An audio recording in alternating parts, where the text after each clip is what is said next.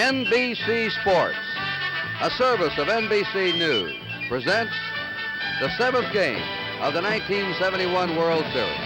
The National League champions, the Pittsburgh Pirates, versus the American League champions, the Baltimore Orioles.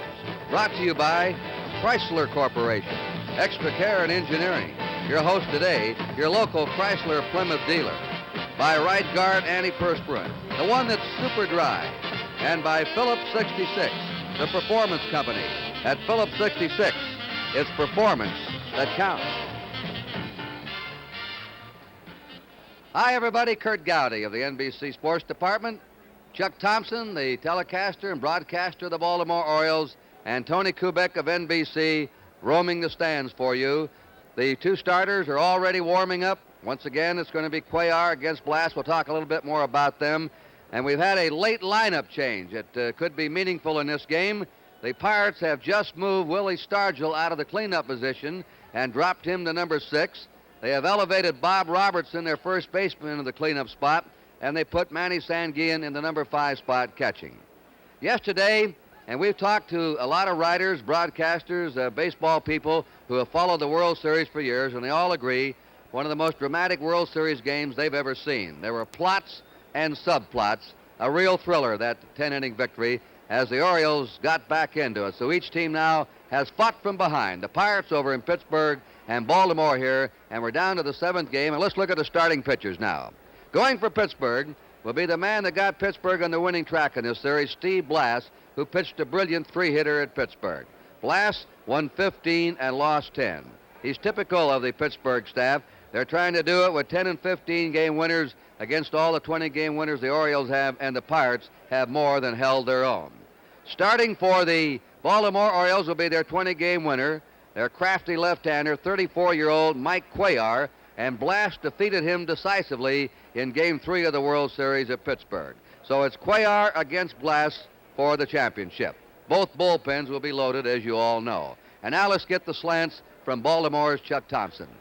Well, thank you very much, Kurt. And well, you know, you seldom get to this. The 7th game of the World Series is unlike anything else in sports. And I must confess, I think I'm a little more nervous this afternoon than I was in Game 1. And the Baltimore side of it, I think Baltimore fans are feeling that maybe yesterday they saw a little bit of a comeback from Baltimore. Not necessarily that they won the game, but things like they played their first errorless ball game. They were able to steal a base, take an extra base, and more importantly than anything else, able to shut out that outstanding Pittsburgh lineup for 7 innings. Able to do some of the things that brought them a championship in the American League. Able to do some things that the Pittsburgh Pirates' outstanding pitching has kept them from doing throughout the first 6 games. Game 7 of the 1971 World Series. I can't wait for it to start. And now down to Tony Kubek. With me, Brooks Robinson. And Brooks, there's always pressure in the World Series, an all-star game, pennant-clinching victories or any place else. But the Baltimore Orioles and Brooks Robinson has never been in a 7th game. How are you feeling? Well, I feel fine, Tony. I'm a little excited, and like they say, you can really feel it inside, and just the crowd here will make you feel it inside, and I just hope we have a good ball game. An entire season, playoffs, spring training, all boils down to this one game, the 7th game of the World Series. I guess that's the way it's supposed to be, Tony, but it's going to be an exciting ball game, and we worked long and hard, and we were number 1 last year, and we got a chance to be number 1 this year, and that's what we've been shooting for all year. Brooks Robinson, thank you so much. Good luck. Okay, Tony, thank you. Back upstairs. Good. Good afternoon, ladies and gentlemen.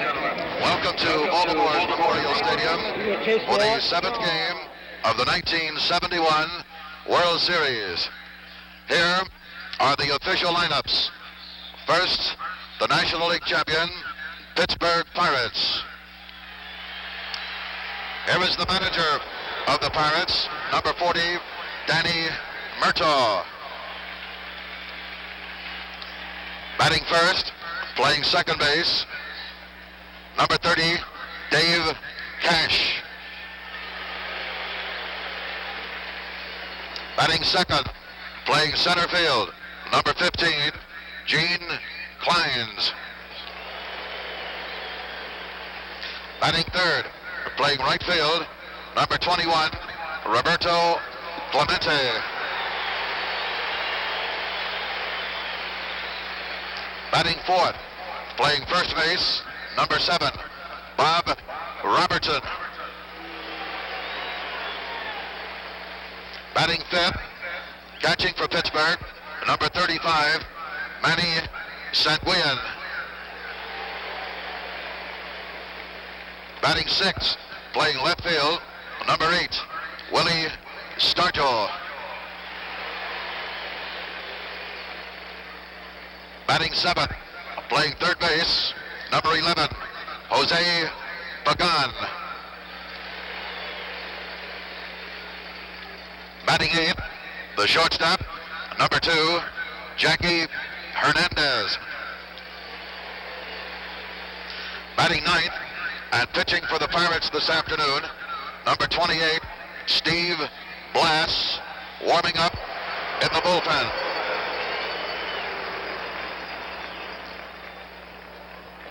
And here are the remaining players and coaches of the Pittsburgh Pirates.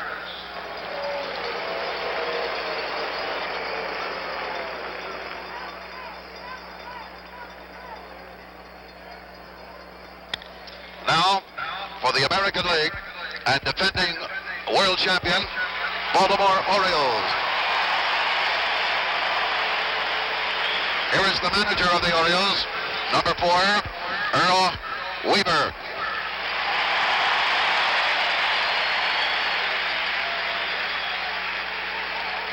Batting first, playing left field, number 9, Don Buford.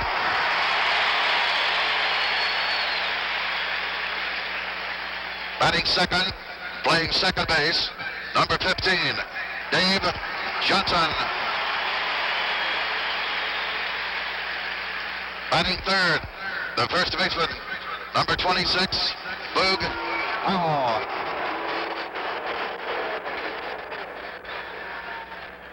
Batting fourth, playing right field, number 20, Frank Robinson.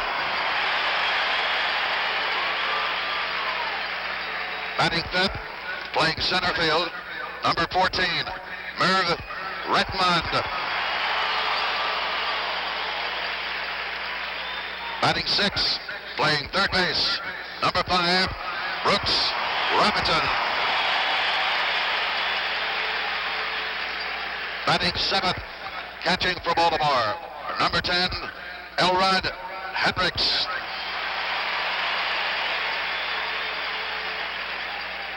Batting eighth, the shortstop, number 7, Mark Bellinger. Batting ninth and pitching for the Orioles this afternoon, number 35, Mike Cuellar, warming up on the sidelines. And here are the remaining players and coaches of the Baltimore Orioles.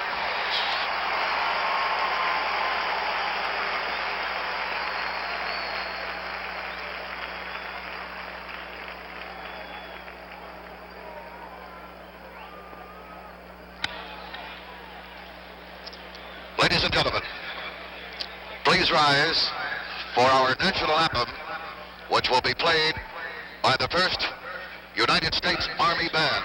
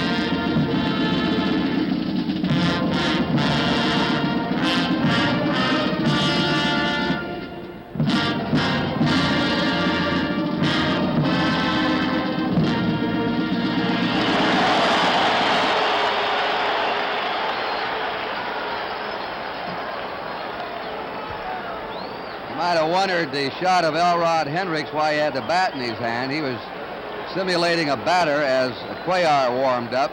So Hendricks did not come out of the dugout to be introduced along with the rest of his Baltimore teammates. And another oddity about the introduction, Earl Weaver gave a personal applause to each Oriole as they came out. I guess thanks, fellas, for the great season you gave me here. Win or lose today. Now the meeting at home plate. 6 umpires again. Nestor Shylock will be behind the plate. You're watching Cuellar warm up. He's taking extra warm up. He has trouble getting started sometimes. Ed Sudol will be umpiring at first. Johnny Rice at second, Vargo at third, Jim Odom umpiring the left field line, and John Kibler the right field line. We'll throw out the first ball. The ceremonial first pitch today will be thrown out by our Secretary of State, William Rogers. Commissioner Bowie Kuhn hands him the ball. Elrod Hendricks, the catcher of the Orioles, ready to receive it. Good arm. Very good, Mr. Secretary.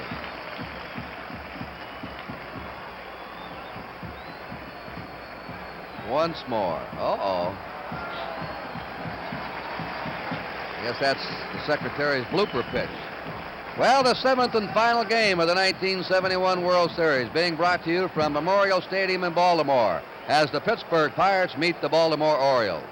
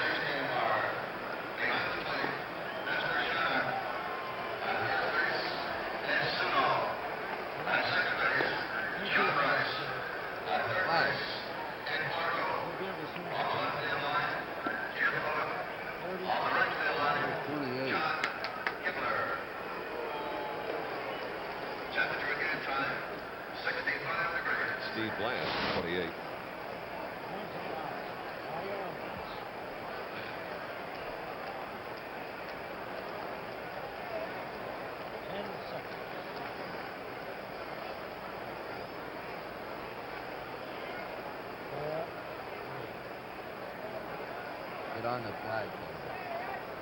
We pause briefly for station identification. This is the NBC television network.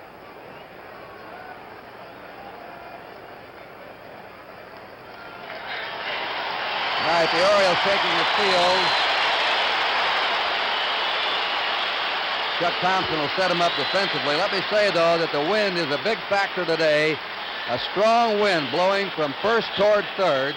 Balls hit in the air to right field will be held up, and the wind could cause problems on fly balls and pop-ups. Mike Cuellar slowly moving to the mound, and here to take you on the play-by-play for the first part of the game, the Orioles' voice, Chuck Thompson. Thank you very much, Kurt, and good afternoon, ladies and gentlemen. And again, the Oriole defensive infield, starting with Powell at first base, and second baseman Dave Johnson, shortstop Mark Belanger, and the third baseman Brooks Robinson. The outfield will have Don Buford in left field, Merv Rettenmund, the center fielder, and the right fielder Frank Robinson. Catching is Elrod Hendricks, and the pitcher will be Mike Cuellar.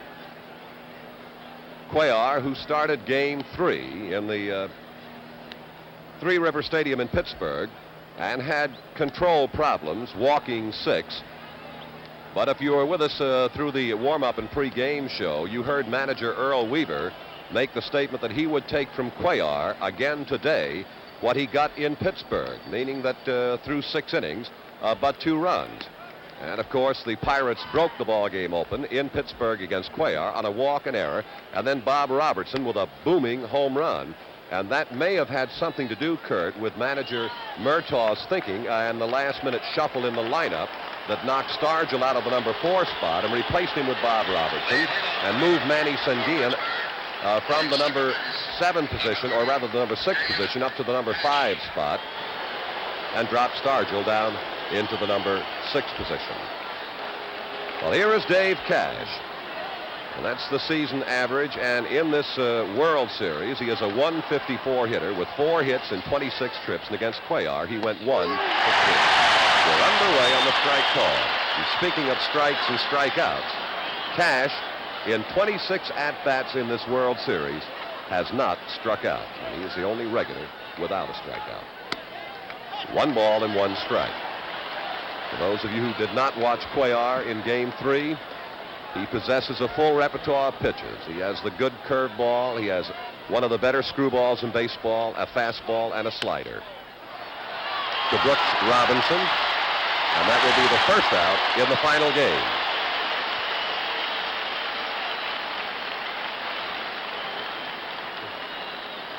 Brooks Robinson playing the short hop or the offbeat hop. He cradles the ball sometimes like that up into his stomach. Makes his throw. Well, the Orioles are off to a good defensive start. And here's Gene Klein's, Chuck. Klein's a 143 hitter in the series, and that's his yearly mark, 308. And let's see, watch Rettenmund and left fielder Buford. It'll be the center fielder Rettenmund. And we have 2 down in the Pirate half of the first inning. Though it was not apparent on that fly ball, keep in mind the point that Kurt brought out a moment ago. There is a strong 8 to 15 mile an hour wind from first to third, or from the right field foul pole to the left field if you prefer. And here is an indication of what the outfielders, infielders will contend with on a ball that gets up high enough today. And speaking of problems to contend with, Baltimore has had its hands full and then some trying to handle Roberto Clemente, a 440 hitter in the World Series, and a ball 1. Clemente's game against Cuellar in Pittsburgh saw him come to the plate 4 times with 1 base hit.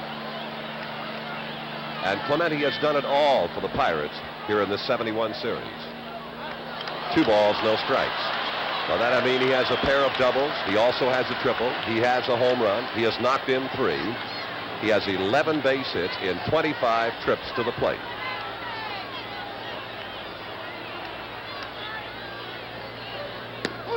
That's the slow curveball from Cuellar. Cuellar will change speeds on both the curve and on the screwball. Clemente's been murdering outside fastballs through this series. And Cuellar has been feeding him that slow junk. Belanger, the shortstop. They've got him, and it is a 1-2-3 inning. No runs, no hits, no errors, and nobody left. At the end of a half inning of play, the score is Pittsburgh 0 and Baltimore coming to bat. Now quickly we'll take a look at the Pirate defense for you. First baseman Bob Robertson, and the outstanding Norm Cash, Pittsburgh's second baseman. Hernandez, the shortstop, and at third base it'll be Jose Pagan. The outfield will have Stargell in left, Rich Kleins, the center fielder, and Mr. Roberto Clemente in right field. And behind the plate we have Manny Sanguillen, and on the mound Steve Blass. And in Game 3 in Pittsburgh, he twirled a 3-hitter against the Orioles. Frank Robinson had 2 hits in 4 trips, and one of those was a home run, and that was the only run that Blass allowed the Orioles that day. And I guess when people think back over this 1971 World Series, I think a lot of people will say that Blass, perhaps more than anyone else, turned the series around. I believe I said Norm Cash for the Pirate second baseman. Excuse me, and I thank you for the correction. It is Dave Cash, of course. Thank you. And here's a fella, Chuck Buford, in the middle of everything yesterday. On base 4 times, made a big throw to second. He played some game. Well, he is a 250 hitter in the World Series. Went 0 for 4 against Blass in Pittsburgh. And the ball 1.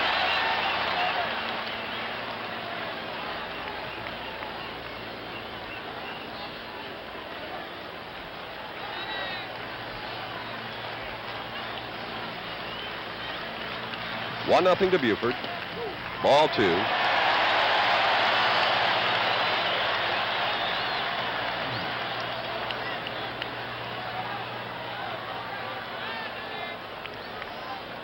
Two balls, no strikes to Buford, who will be followed by the man you're looking at now, Dave Johnson, in the on-deck circle. The take on and the strike. 2 balls, 1 strike to Buford. Buford has had 5 hits and 20 at-bats in this series. 3 of the 5 have been extra base hits, a double and a pair of home runs, and a .250 average against Pirate pitching in the series. The 2-1, Good breaking stuff from Steve Blass. 2 balls, 2 strikes.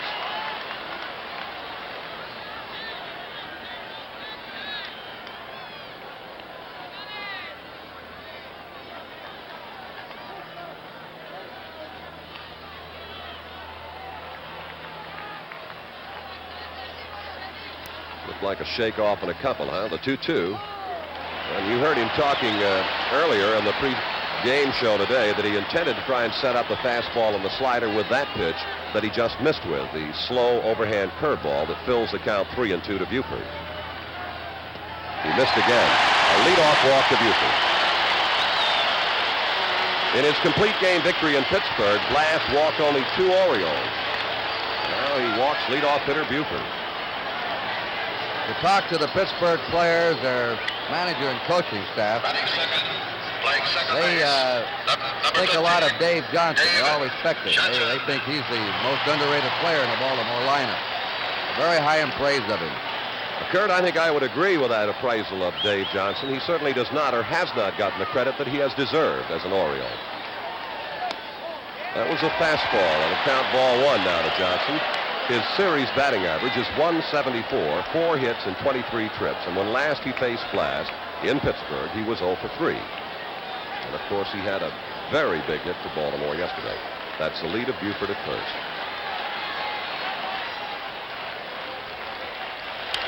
Out of play, 1 ball, 1 strike.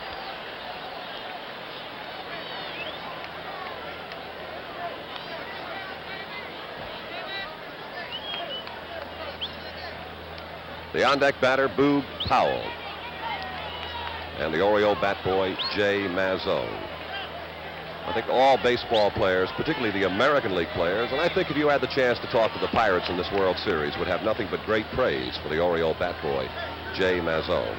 And this is his last year with Baltimore. He will be going to college and then not able to continue as a bat boy. It's been a great experience for the Orioles to have him as a bat boy, and of course, he feels it's the greatest thing that's ever happened to him. 1 ball, 1 strike to Dave Johnson.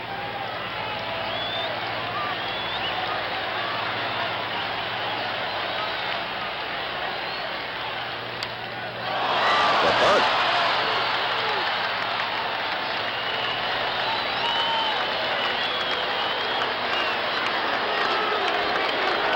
One gone.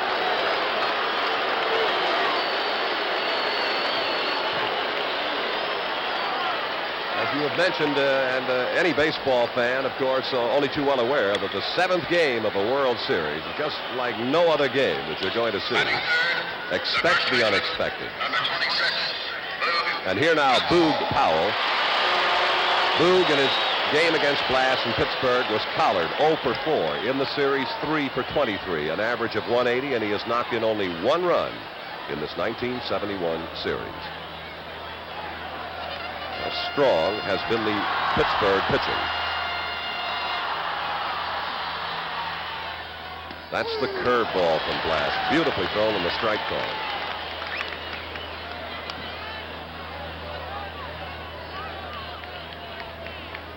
You were a little bit late joining us. Don Buford opened the game with a base on balls, stayed there as Johnson popped out on the bunt. The Pirates were 3 up and 3 down against Cuellar. Foul ball, foul ball. That's the hardest ball Powell's hit in the series. He did have all of that, Kurt, but well out in front of the pitch. It was foul. The second had left the bat. Everybody's waiting for either Powell or Stargell to break out. They haven't yet. Today could be the day. Well, if both of them break out in the same game, Kurt, we're in for a super afternoon. 2-strike pitch to Boog Powell. Foul ball.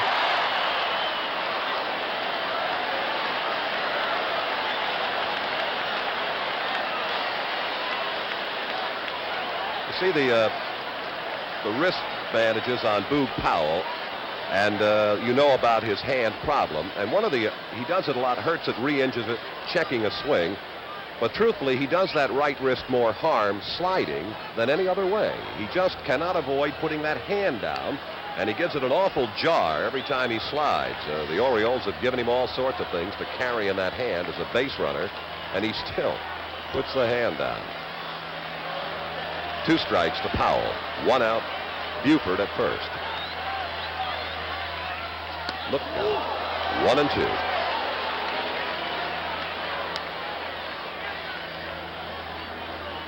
Well, it has been strictly a home team World Series so far. The Pirates have won every game played in Pittsburgh. The Orioles have won every game played in Baltimore, and now time. Earl Weaver is on his way, and there is something that needs to be straightened out right now. And from my vantage point, I would not care to make a guess, but Nestor Shylock wants to see Danny Murtaugh perhaps or Verdon, and it appears that it involves pitcher Steve Blass. I don't know whether it's something in the uniform. We've had examples of torn sleeves, white undershirt.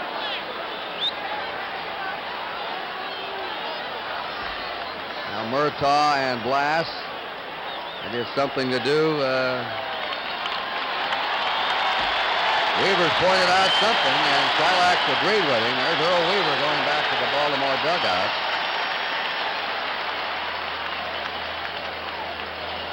While they do this, we'll tell you the telecast presented by authority of Major League Baseball, intended solely for the private, non-commercial use of our audience. Any publication, retransmission, or other use of the pictures, descriptions, and accounts of this game without the express written consent of the Commissioner of Baseball is prohibited.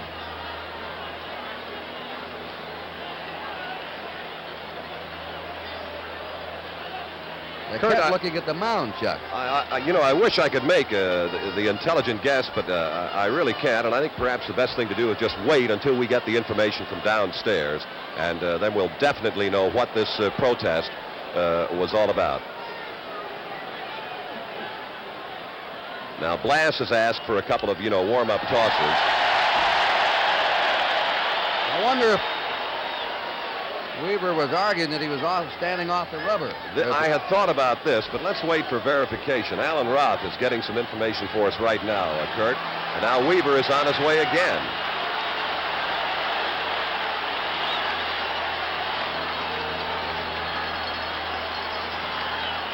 That is exactly correct, Kurt Gowdy. That's what Weaver's protest was, that Blass was not in contact with the rubber, that he was pitching off the first base side of it, apparently. And 1 foot has to be on that rubber.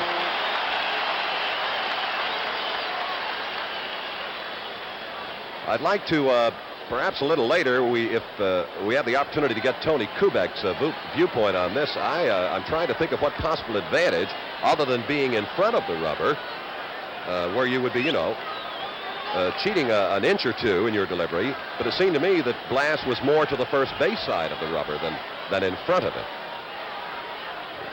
All right, here is the 1-ball, 2-strike pitch to Powell. And it's 2 balls, 2 strikes. Kurt? And, of course, it's a needling tactic by Earl Weaver. If he thought of any way he could upset Blass or the Pirates, he's out there to do it. So you see that Blass does work from the extreme first base end of the rubber. And the 2-2 to Powell. There's that curve, and he just has not been able to get it over consistently. Of course, he's only faced 3 men. 3 and 2 now. That's his important pitch. He must get that slow curve over. When he does, he's really rough. That's really his changeup. Now, here is a good close-up shot, and quite obviously, Blass is exactly where he is supposed to be, in contact with the rubber. And this is the payoff. 3-2 pitch to Powell. Buford at first and 1 out. They hold Buford, and Powell strikes out. Now down to Tony Kubek. Actually, what was happening is Earl Weaver was talking about a few things. He thought he was going to his mouth too much. He was not stopping with a man on first base, but mainly they had noted in the first ball game that Blass was digging a hole toward the first base side of the pitcher's rubber, off the pitcher rubbing surface. They want him to be on that rubber. And of course, as Kurt mentioned, a little bit of psychological warfare to rattle Steve Blass for Earl Weaver. Back upstairs. Thank you, Tony. Thank you very much. Here is Frank Robinson, 2 down. And we'll watch Clemente, the right fielder. The wind is holding it up a little bit. Clemente there and makes the grab for the final out of the inning. Baltimore, no runs, no base hits, no Pirate errors, and 1 man left. At the end of 1 inning of play, the score is Baltimore nothing, Pittsburgh nothing. Well, in the Pittsburgh half of the 2nd inning, the number 4 hitter will be Bob Robertson. He will be followed by Manny Sanguillen, and then it will be Willie Stargell. Now, the original order that Danny Murtaugh posted had Stargell batting 4, Robertson 5, and Sanguillen 6. He changed just moments before the game, and now it's Robertson 4, Sanguillen 5th, and Stargell 6. I think he wanted to get Robertson up behind Clemente. Robertson with 5 RBIs leads the Pirates in knocking in runs in this series. And against Cuellar in Pittsburgh, he went 1 for 4, but it was a 3-run home run. Well, 1 pitch and a line shot into the glove of Brooks Robinson. 1 away. And now Manny Sanguillen. And Sanguillen, against Cuellar in Pittsburgh, had the good afternoon with 2 hits and 3 trips. And an outstanding series for this very fine young catcher, Manny Sanguillen. He is hitting .360 in the series.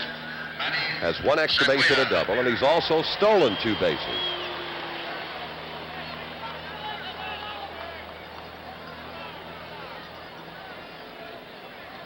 He always draws that line, as Bob Prince explained to you over in Pittsburgh, where he places his feet with his stance in the batter's box. He's digging right in alongside that line he drew for himself. Cuellar to Manny Sanguillen. And the foul out of play on the Cuellar screwball. This fella murdered lefties during the year. He hit .345 against left-handers, .300 against right-handers.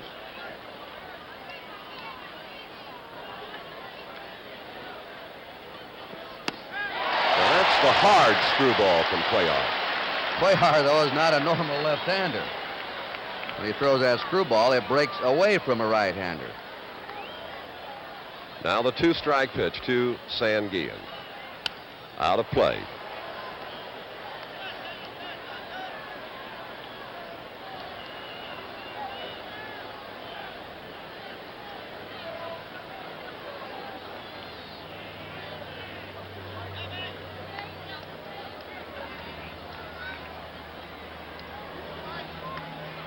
Behind Sanguillen comes Stargell. Another screw Genie missed.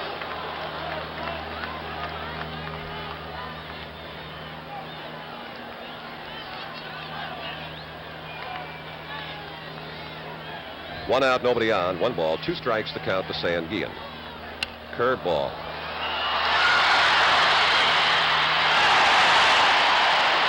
Five in a row now. Brooks Robinson staying in front of the ball. This is always the advantage of playing a ball in front of you instead of to the side.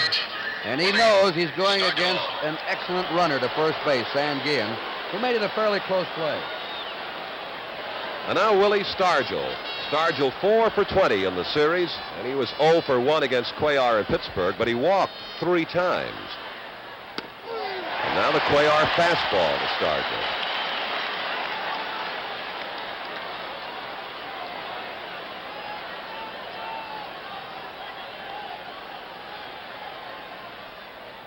And another fastball, strike 2.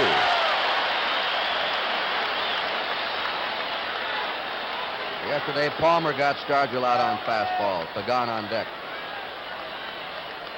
2-strike pitch to Stargell. Another fastball. And the Pirates are 3 up and 3 down. At the end of an inning and a half, the score is Pittsburgh nothing and Baltimore nothing. Well, another chance for you around the world to meet Oriole coaches, first base coach George Staller and third base coach Billy Hutter.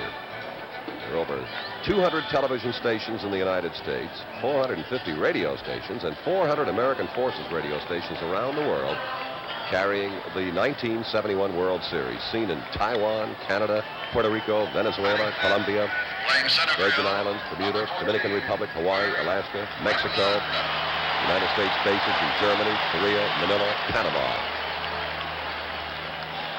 Here is Merv Rettenmund, a .217 hitter in this series, 5 for 23, and 0 for 4 against Class in Pittsburgh. Shortstop Hernandez. 1 gone.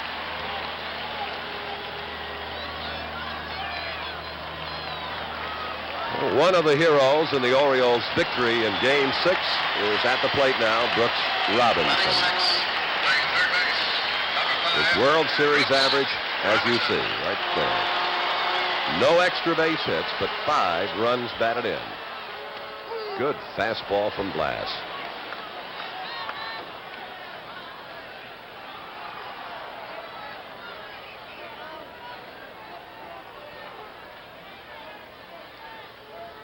And another 1 ball, 1 strike.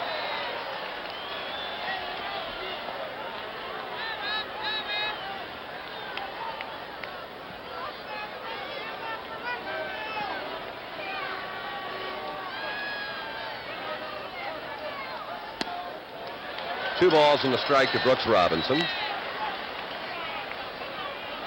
Blass used to have trouble with his fielding. He sometimes came off the mound and would be hit in the rear by a line drive. They finally got him to balance himself when he came off the mound to be able to field going either way. And a ball 3.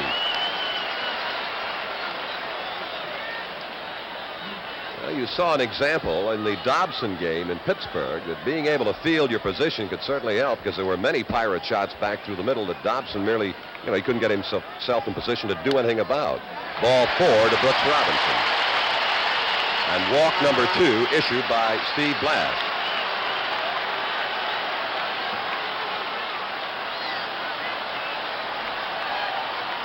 The batter will be Elrod Hendricks. He is hitting .188 in the series. 3 hits and 16 trips. And his effort against Blass in Pittsburgh, he was collared in 3 trips, and that was his seasonal mark we just looked at. And you notice that Robertson does not hold with Robinson at first base. Good breaking stuff, strike.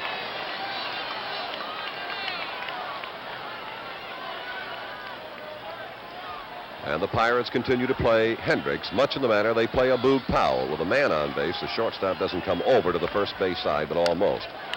Bob Robertson, and Brooks Robinson will hold at second.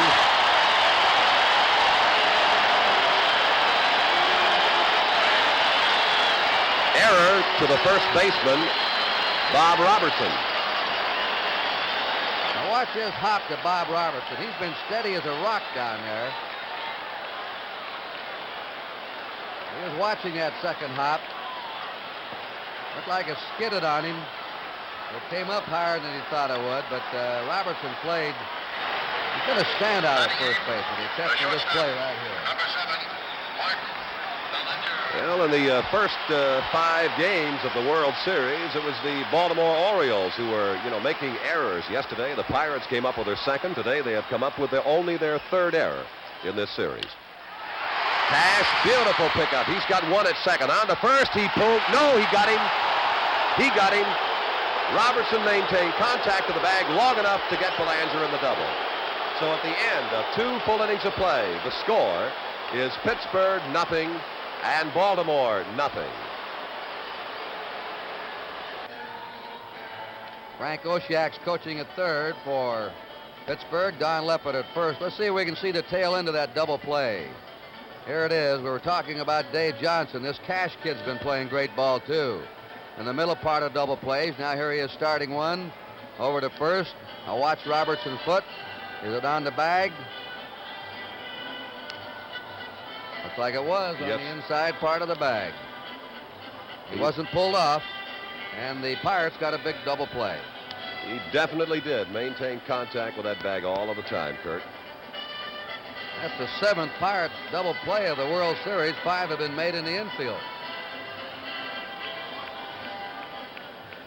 To the top of the 3rd inning in Memorial Stadium in Baltimore, the final game of the 1971 series. Jose Pagan.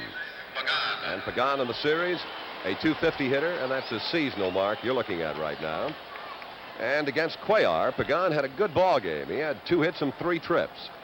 He's 3 for 12 in this series. Ball 1. Cuellar has retired the first 6 Pirates he has seen.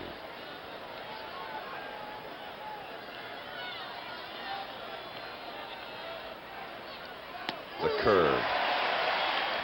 Jim Russo, the Baltimore scout, was telling me before the game, Chuck. He said we were wondering, the Latin players seem to be able to hit Cuellar. Cuellar's a Cuban. Maybe they know him. We just can't figure it out. Brooks Robinson at third. He got the good hop. And now 7 in a row have gone down against Cuellar.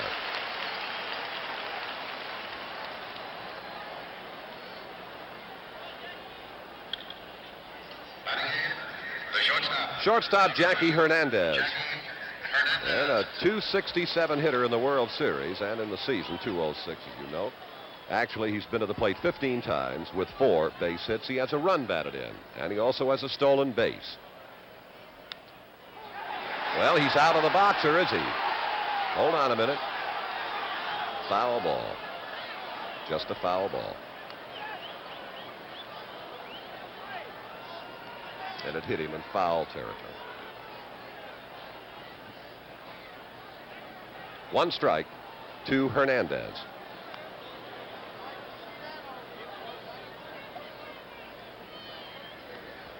And they want Shylock to take a look at the ball, see if he was scarred and in any way blemished on the bunt. You're just tuning in. 1 out, nobody on. Top of the 3rd inning, no score. It is out of play, and the count now 2 strikes to Hernandez.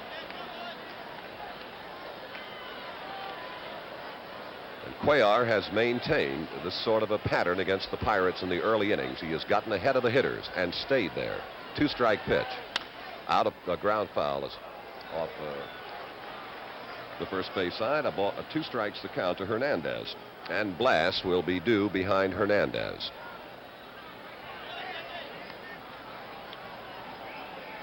There he is.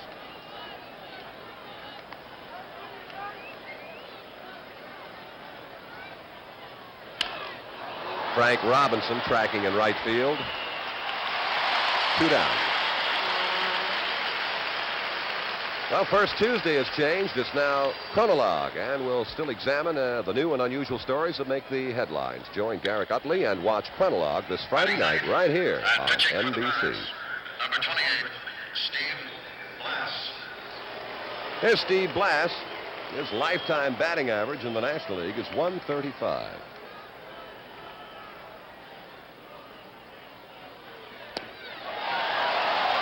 You must admit that Steve really had himself a pretty good cut. Strike 1. They're going to have a day for Blas in Canaan, Connecticut, October 22nd, I believe it is. No matter what he does today, they think he deserves a day in his hometown. Dave Johnson, second baseman, and another 1-2-3 inning for Baltimore's Cuellar. At the end of 2 1/2 innings of play, the score is Pittsburgh 0 and Baltimore 0. Coming right up here after this final game of the World Series, you'll see NFL football, either Cleveland at Cincinnati or San Diego at Denver. Right after today's World Series game. Mike Cuellar, who's usually shaky in the early innings, has been sharp today. He's retired 9 in a row in the first 3 innings. And that's something we haven't seen Pittsburgh do, is go down 1, 2, 3 like that in succession. Not since the first game. As a matter of fact, Kurt, excluding the first game over the last 5, the Pirates have had at least 1 runner on base in 38 of 43 innings, and now here they are 3 innings in a row, 3 up and 3 down. Pitcher Mike Cuellar.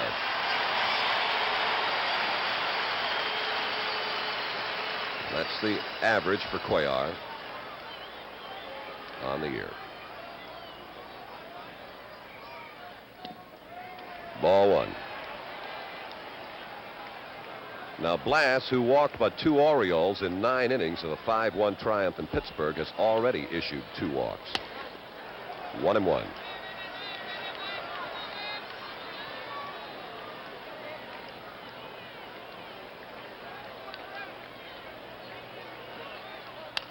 Out of play.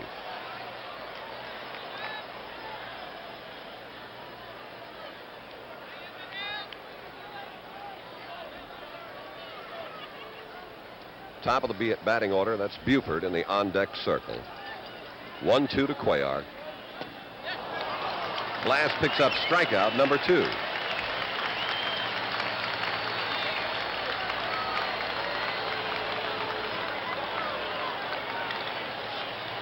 9, Don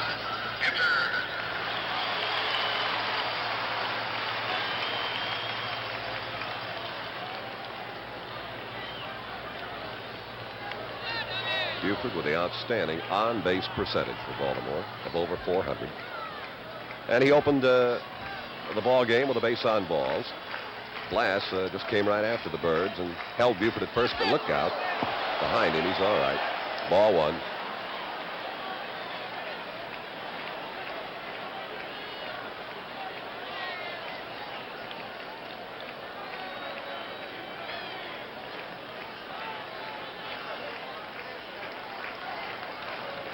One nothing to Buford.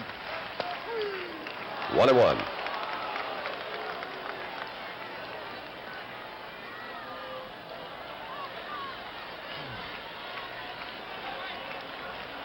Dave Johnson, the on-deck hitter. Due batter behind Buford. 2-1 now. Appeared to be the curveball again from Blass. Look at that hole at shortstop they give Buford. There it is. The 2-1. Off Buford's foot. It is a foul ball, and what an effort from Steve Blass.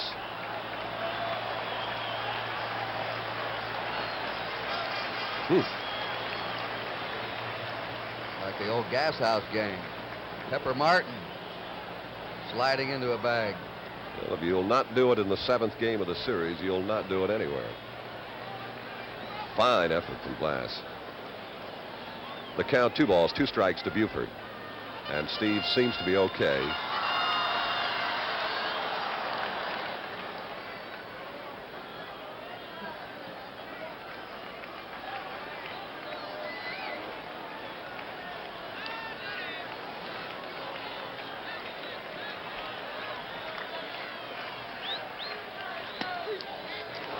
And again, Buford has a full count.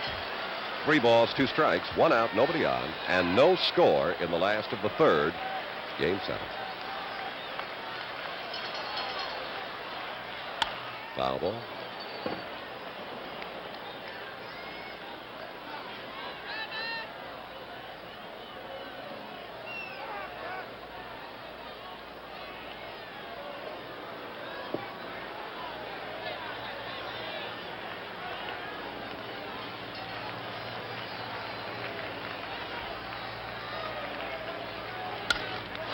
Base hit. Stargell chasing for it. And check that. Clemente chasing for it. And Buford has reached for the 2nd time this afternoon. Clemente cut that ball off with that good speed. It had a chance of getting in the alley between Clines and Clemente. And Roberto got to it very quickly and held Buford to a single. Baltimore's first base hit. Here is Johnson with Buford at first base and none out in the 1st inning. He attempted to bunt and popped out to the pitcher, Blass. There goes Buford. They've got him hung up. And he is out at 2nd base. He broke too soon, and the alert Blass just cut him down. Blass saw him to Robertson. Robertson got rid of that ball quickly to Cash. Buford right into him. And let's take a look at it from this angle. He thought he was going to make his pitch to the plate. And Buford is out from the pitcher to the first baseman to the second baseman. Dave Cash bumped into by Buford, and they came out to look at him. He was flexing his right leg, but he appears to be all right. So that makes it 2 down now and nobody on. The Pirates have had 3 men cut down on the bases in this series. And this is the first time the Orioles have run into trouble on the bases. So with 2 down and nobody on, Johnson waiting the first one from Steve Blass. Oh, what a fine play from Pagan. And the final out of the inning. Baltimore, no runs, 1 base hit, no Pirate errors, nobody left. At the end of 3 complete, the score is Pittsburgh nothing and Baltimore nothing. Well, we go now to the top of the 4th inning at Memorial Stadium in Baltimore, and the top of the Pirate batting order. That'll be Dave Cash, Rich Clines, Gene Clines, and then Roberto Clemente. Cash, Clines, Clemente. Cash in the 1st inning was out on the ground ball to Brooks Robinson. Clines skied to the center fielder Retman, and Roberto bounced to the shortstop, Mark Belanger.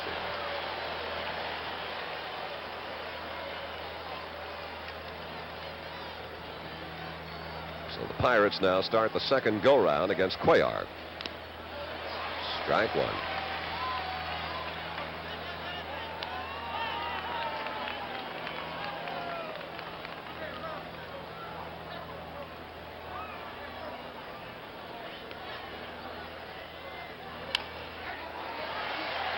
Dave Johnson reaches, and now the Pirates have sent 10 up, and Cuellar has retired 10 in a row.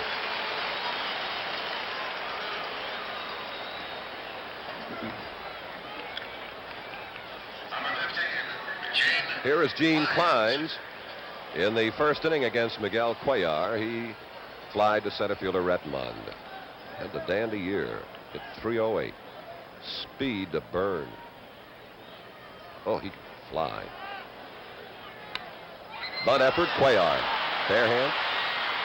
Hey, they got him on a nifty play from Powell. Oh, that was a fine pickup of what appeared to be a tough kind of a throw to handle. Now, we've been watching two first basemen in this series who are very underrated fielders. Watch Powell dig this one out of the dirt. The runner coming right into him, a difficult play.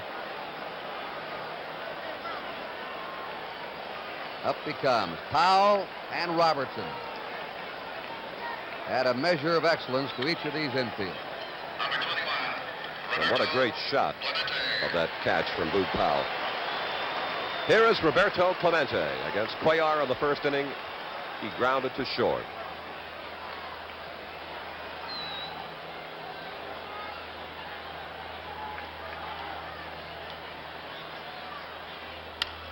That is hit well. A Clemente home run, and the Pirates lead 1-0. It looked like he hit a breaking pitch right over the plate. That's his 12th hit. He's one short now, tying Bobby Richardson's all-time World Series record of 13 hits in a 7-game World Series. He had a triple and a homer yesterday and a home run today. Let's watch his swing now. Look at him tee off. Everything in that 180-pound body whipping around. This one he pulled to left center. Most of his hits have been to right. Brooks Robinson. And that will be the final out. But the Clemente home run gives the Pirates at the end of 3 1/2. Now let's take a look at the Brooks Robinson play again on the final out to retire Bob Robertson. Cutting in front of shortstop Belanger.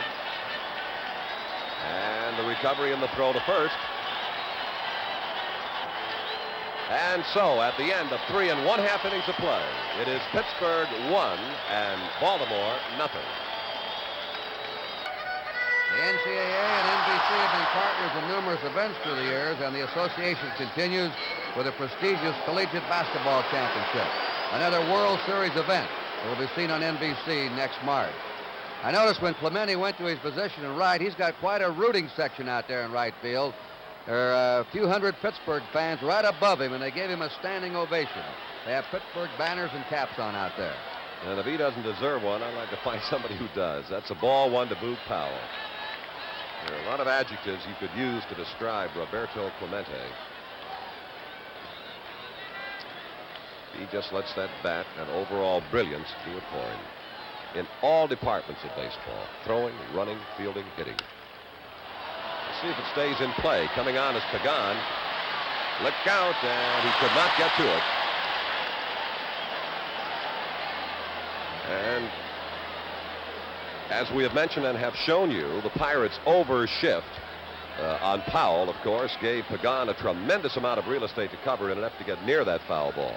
And about Pagan, in Game 5, he played brilliantly at third base, and he's made an outstanding play already in this series. So he has given the Pirates some real sparkle there at third. He had to come from about the shortstop's position or in the hole off into foul ground in a chase for the Powell foul ball. And second baseman Cash is there. One away.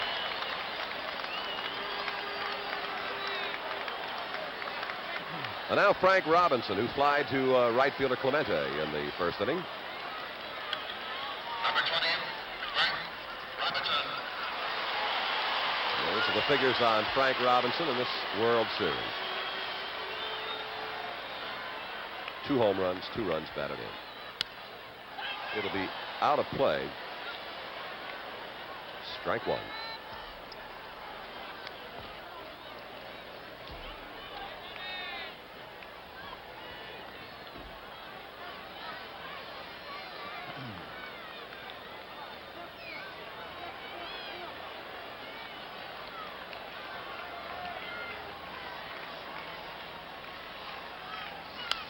Out of play.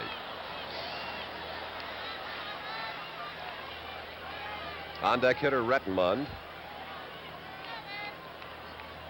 So Steve Blass quickly ahead of the hitter Frank Robinson. 0-2. Here's his 2-strike pitch. Out of play.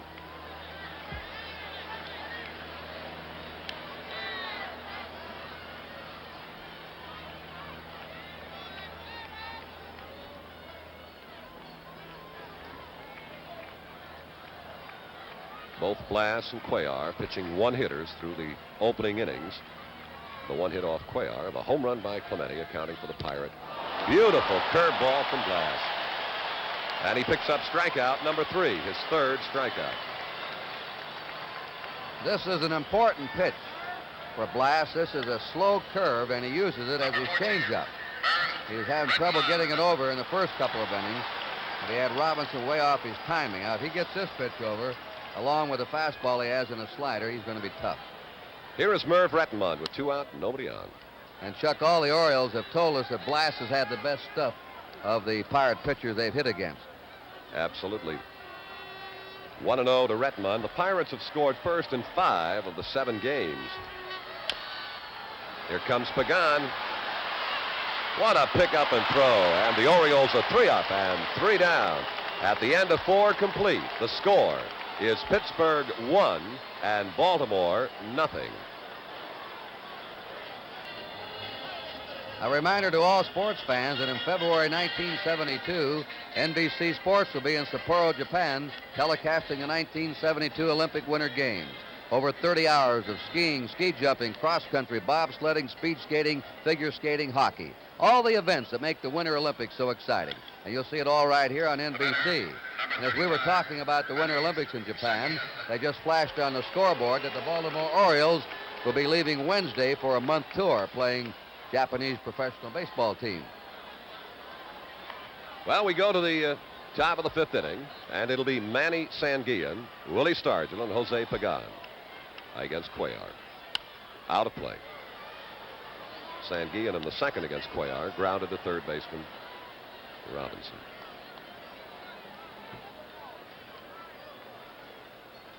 That's a very interesting message. Sanguillen, the toughest Pirate to fan. 2 strikes. And they walked only 6 times all year. That is aside from intentional walks. He's up there swinging all the time.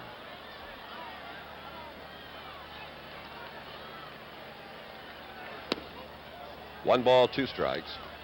He also believes in that old baseball theory, swing hard just in case you happen to hit the ball. He really takes some great cuts.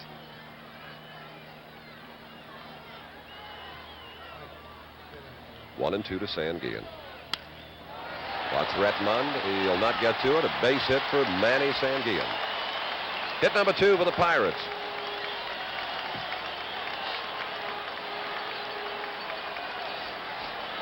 And now Willie Stargell. The last time he faced Cuellar in the 2nd inning, Cuellar just went right after him with fastballs and struck him out. Well, let's see if Cuellar changes the pattern against Stargell as he works on him the 2nd time.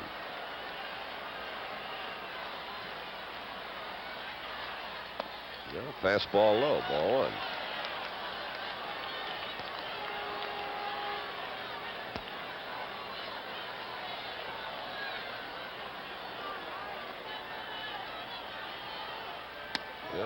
Change curve and the count 2 balls, no strikes, something that Stargell did not see in his first trip to the plate, a breaking ball.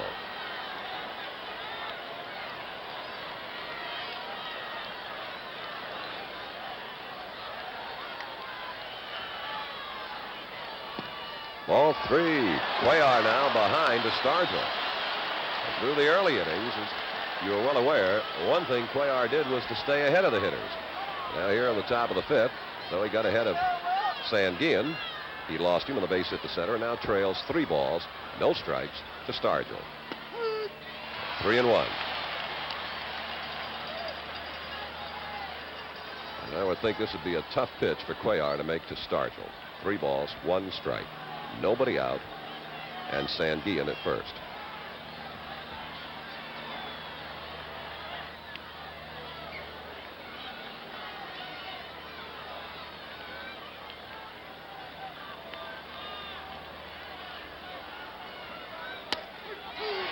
Three and 2. And he came back with a fastball. Now with the good running Sanguillen at first base, Pirates leading at 1-0. Nobody out here on the top of the 5th. 3-2 pitch coming to Stargell. Sanguillen holds, and Stargell strikes out again.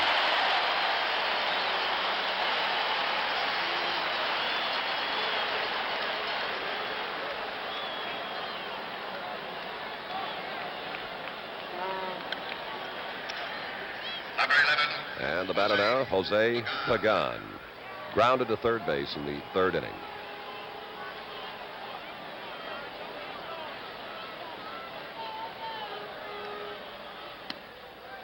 Screwball outside.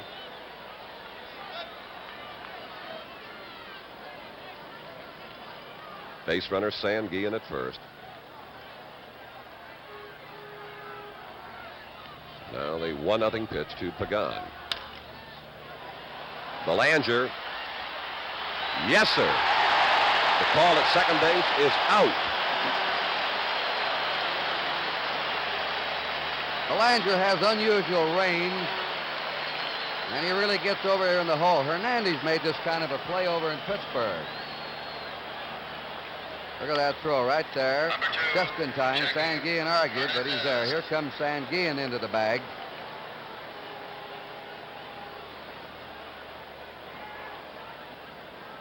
Close play.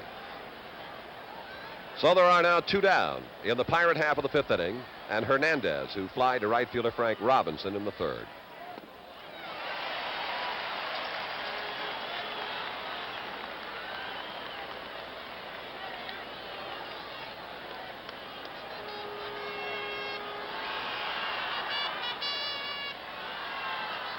Pagan at first base. 2 out. Pirates leading 1-0.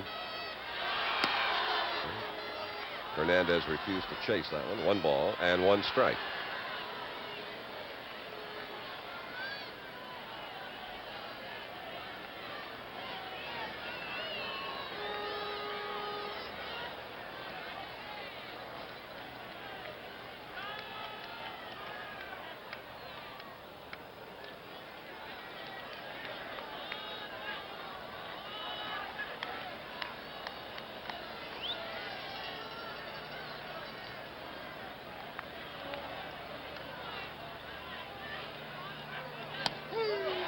One and 2.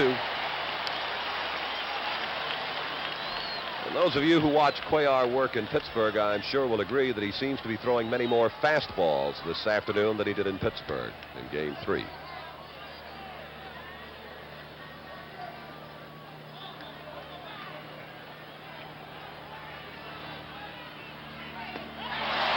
And that's it for the Pirates in their half of the 5th inning. No runs, 1 base hit, no Oriole errors, 1 man left. At the end of 4 1/2 innings of play, the score is Pittsburgh 1 and Baltimore 0. We pause briefly for station identification. This is the NBC television network.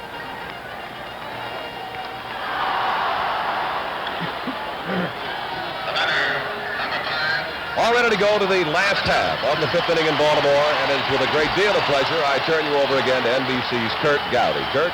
Thank you, Chuck Thompson. Brooks Robinson walked his first time. The Pirates have 2 hits.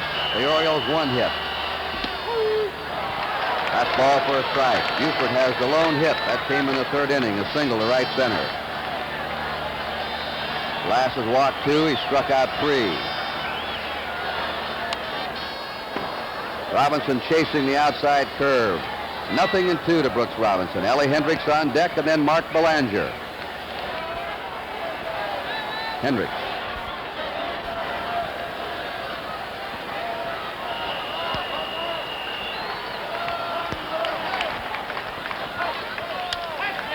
There's a fly ball that Clemente is waiting for.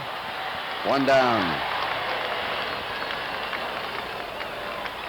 Earl Weaver, like yesterday, is clubbed behind. Ellie Hendricks reached in an error his first time.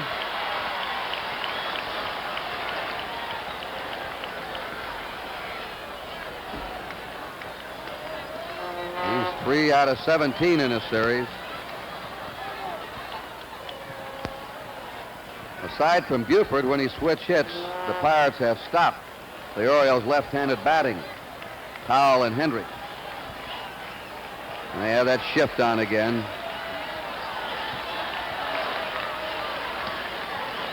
Ball 1. All through this series, Chuck, when the Pirates play a batter as a full hitter, they really play him as one. They don't mess around with it. They get way around. 1-0. Pittsburgh ahead, last of the 5th. We could add, Kurt, that they have always been right.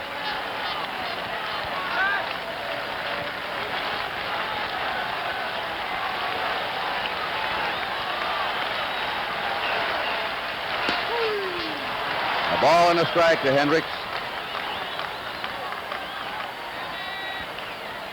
Keep looking for him to take that outside pitch and try to go to left field with it, or left center. There's a drive into right center. Clemente going hard. Can't get it. Hendricks is coming for 2. The throw by Kleins, and he's in there safe. He got that ball in the gap. Again, we'll watch Clemente in right field. He did it. He was able to cut it off on the drive that was hit in there by Buford in the 3rd inning, but this one he just couldn't get to. And Kleins right behind him. Then watch this good throw from Kleins, even kind of off balance. Number 7. And Hendricks reaching just ahead of him.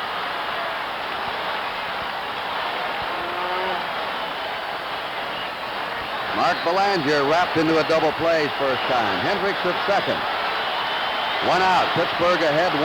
Last of the 5th inning.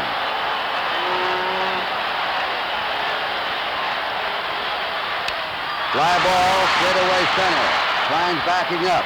Hendricks tagging at second. He's not coming. The throw comes into the shortstop, Hernandez.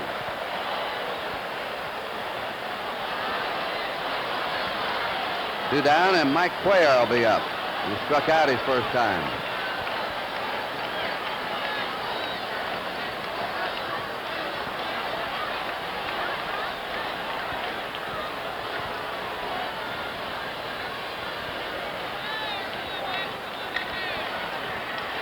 Number 35, Mike Cuellar. Glass looking around to see if his teammates are set. He said something to Bob Robertson at first base.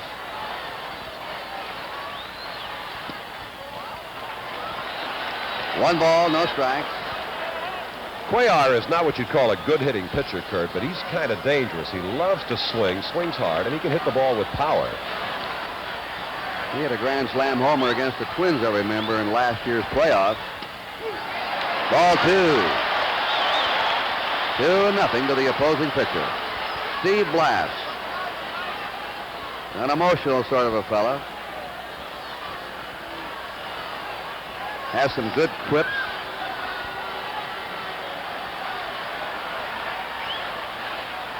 His father, a plumber, is here today, as he was in Pittsburgh. The 2-0 delivery. A strike. 2-1.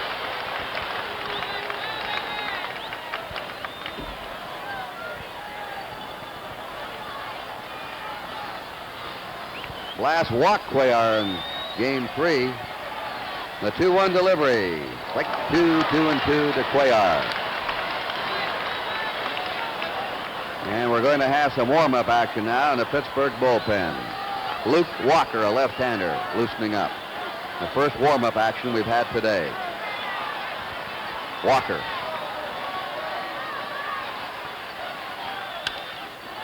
That's a foul headed in back of the Oriole dugout and out of play.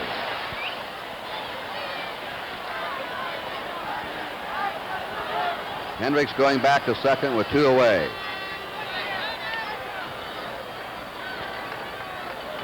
They're estimating that the winner's share of this World Series will be around 20,000, 18 to 20,000. The loser will get around 14 to 16,000 apiece. A rich payoff. The 2-2 pitch. Quick three, he's out of there. And that's the 4th strikeout for Steve Blass. In the 5th, the Orioles, no runs, 1 hit, no errors, 1 left. At the end of 5, Pittsburgh 1, Baltimore nothing. One of the Baltimore groundkeepers, Linda Wareheim, with her little act at the end of the 5th inning, brushing off Brooks Robinson's shoes. Third base, and here's a little brush off to umpire Ed Bargo. Steve Blass leads off in the 6th inning for the Pirates. Fouls it away. Blass grounded out his first time. We'll go up to the top of the order and pick up Dave Cash and Gene Klein. Cuellar and Blass hooked up here in a brilliant pitching duel on a slate gray day in Baltimore. To the mound. 1 away. 1 swipe of the bat by Roberto Clemente is the difference right now in this game. Clemente homered over the left center field fence in the 4th inning with 2 down. That's the only scoring if you just joined us. Dave Cash is grounded to third, line to second. Number 30, Dave Cash. And the man of the week right now in Utica, New York, Dave Cash.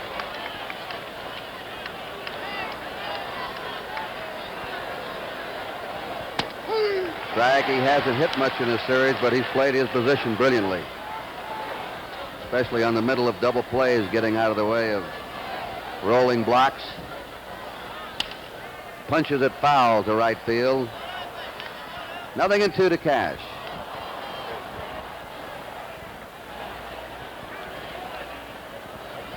We played the first 5 innings of this game in 1 hour and 5 minutes. Both these pitchers working quickly. Foul away.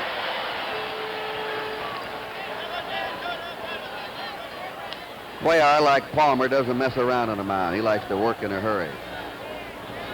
Kurt, that is something that George Bamberger, the Oriole pitching coach, brought with him. He likes his pitchers to work at a good rhythm. He figures their concentration stays a lot better that way. 1 out, nobody on. 2-strike delivery. Fouled again.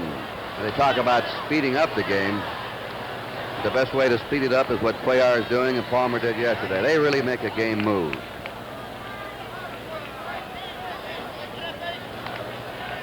Two strikes to Cash. A ball now, 1-2. Brooks Robinson was expecting Cash to bunt on him today. And he hasn't yet, and he's got 2 strikes. 2-2.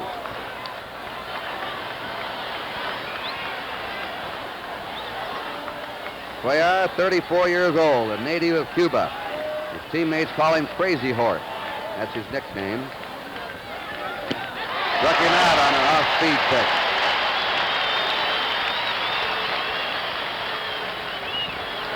Little compares to the thrills of leading international circus artists and the excitement of the big top. Ed McMahon has your front row seat reserved for the Timex All-Star Circus Tuesday night here on NBC. Dave Cash just struck out for the first time in the series, so at least one regular now, or every regular in both clubs has struck out at least once. 0-1 to Klein, who has fly to center and bounced to the pitcher. 1 run, 2 hits for Pittsburgh. No runs, 2 hits for Baltimore, 6th inning. 2 down for the Pirates, and the base is empty. Through ball breaking away. Klein's had a great year against lefties. There's Clemente on deck.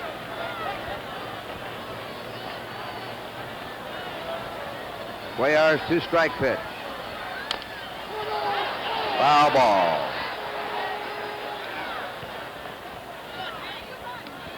This is Cuellar's 6th World Series start. He's won 2, lost 1 in World Series competition.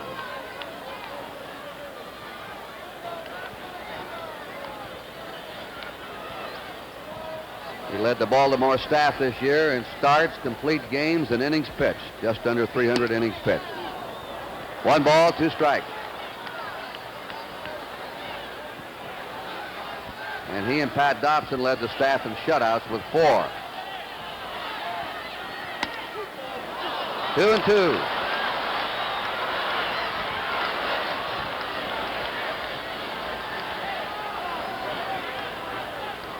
Two away, nobody on. There's that Flowen again. 2 strikeouts that inning for Cuellar. 3 up, 3 down for the Pirates at the end of 5 1/2. At Pittsburgh 1, Baltimore nothing. Now a word on behalf of Major League Baseball. Bob Gibson of the Cardinals, Dave Roberts of San Diego will head a group of Major League stars on a tour of the U.S. hospital bases in Hawaii, Guam, the Philippines, and Japan. Greg Nettles of the Indians, Danny Purcell of the Mets will also be along, and the trip is sponsored by the USO with the cooperation of the Baseball Commissioner's Office. Don Buford has been on base 6 times now, and his last 7 times up. The batter, number 9, Don Buford. Yesterday, he had a single, a homer, a walk, and a double. Today, he's walked and singled. He's also reached base 5 times in a row in the 2 games. This is the top of the Baltimore batting order. And Steve Blass is through with a strike to him. Danny Murtaugh, his aide, Bill Burton.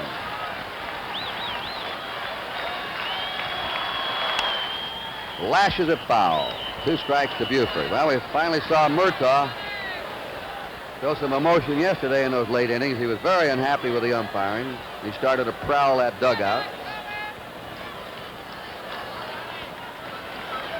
He'll be up and moving before this one is over.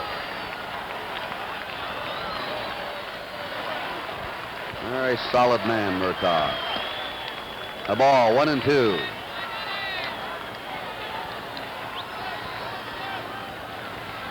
One ball, 2 strikes to Don Buford.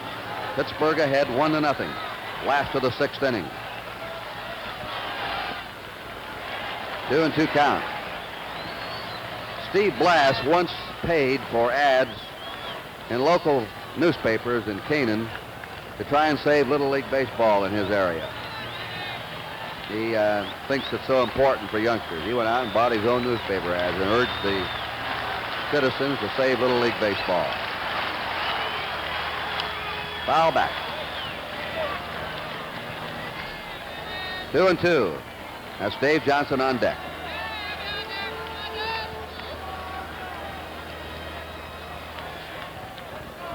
Game not quite, but in a similar pattern as yesterday's game.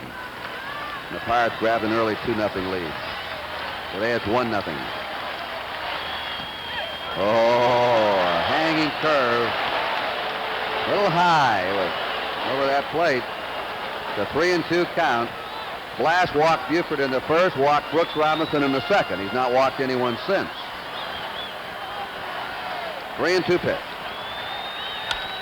Fly ball to center fielder Klein. 1 down. Dave Johnson has popped up trying to bunt, grounded to third. 0 for 2.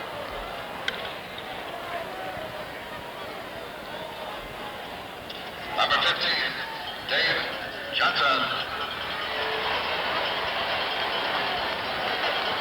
Just about everybody we talked to, Chuck, thought yesterday's game was one of the best World Series games they'd ever seen. He pops it up to the left side. Hernandez squeezes it for out number 2. Kurt, I think it probably will be one of the greatest, but I'm sure Pittsburgh fans will still say that the final game in 1960 had to be one of the greatest World Series games of all time. A wilder game, a 10-9 game. Mazeroski's homer in the 9th winning it. Unbelievable. Well, we had plots and subplots yesterday. Foul up, struck out, grounded out. In with a strike, 0-1.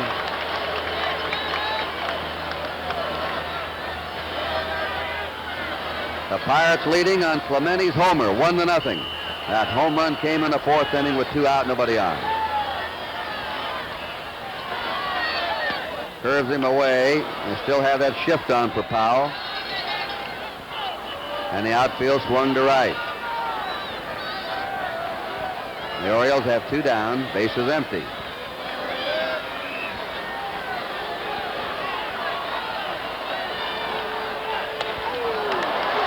He wanted that one. 1 ball, 2 strikes.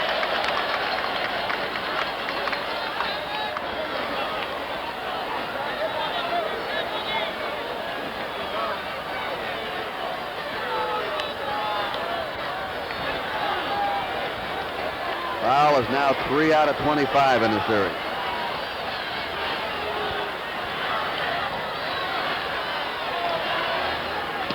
Struck him out on that slow curve. 5 strikeouts for Blast. The Orioles down in order in the 6th. At the end of 6 innings, the score, Pittsburgh 1, Baltimore nothing. Bing Crosby, Bob Hope, Dean Martin.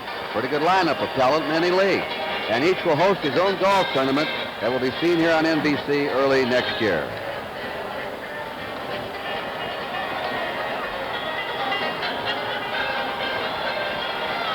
Secretary of State Rogers in the blue suit, seated next to Commissioner Bowie Kuhn. Roberto Clemente will be leading off. And the Secretary of State, like many other fans around the world, applauding his World Series play. Clemente now has hit safely in every game of a 7-game series twice. In the 1960 series, he hit safely in every game. He's hit safely in every game of this series. Hank Bauer is the only other player in World Series history who's performed this feat. If Clemente can get another hit in this game, he will tie an all-time World Series record of 13 hits in a 7-game World Series. And there's a fly ball to center fielder Retman, puts it away for 1 out. Clemente had grounded out to short and homered to left. 1 down in the 7th. A little unusual for Clemente. He hit the first pitch, and he does not often do that. All right, Chuck, here's Bob Robertson. Lined to third, grounded to third. Batting cleanup today in a late change just before the ball game by manager Danny Murtaugh.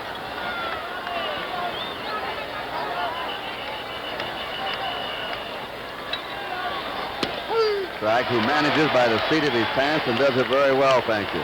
He goes on how he feels.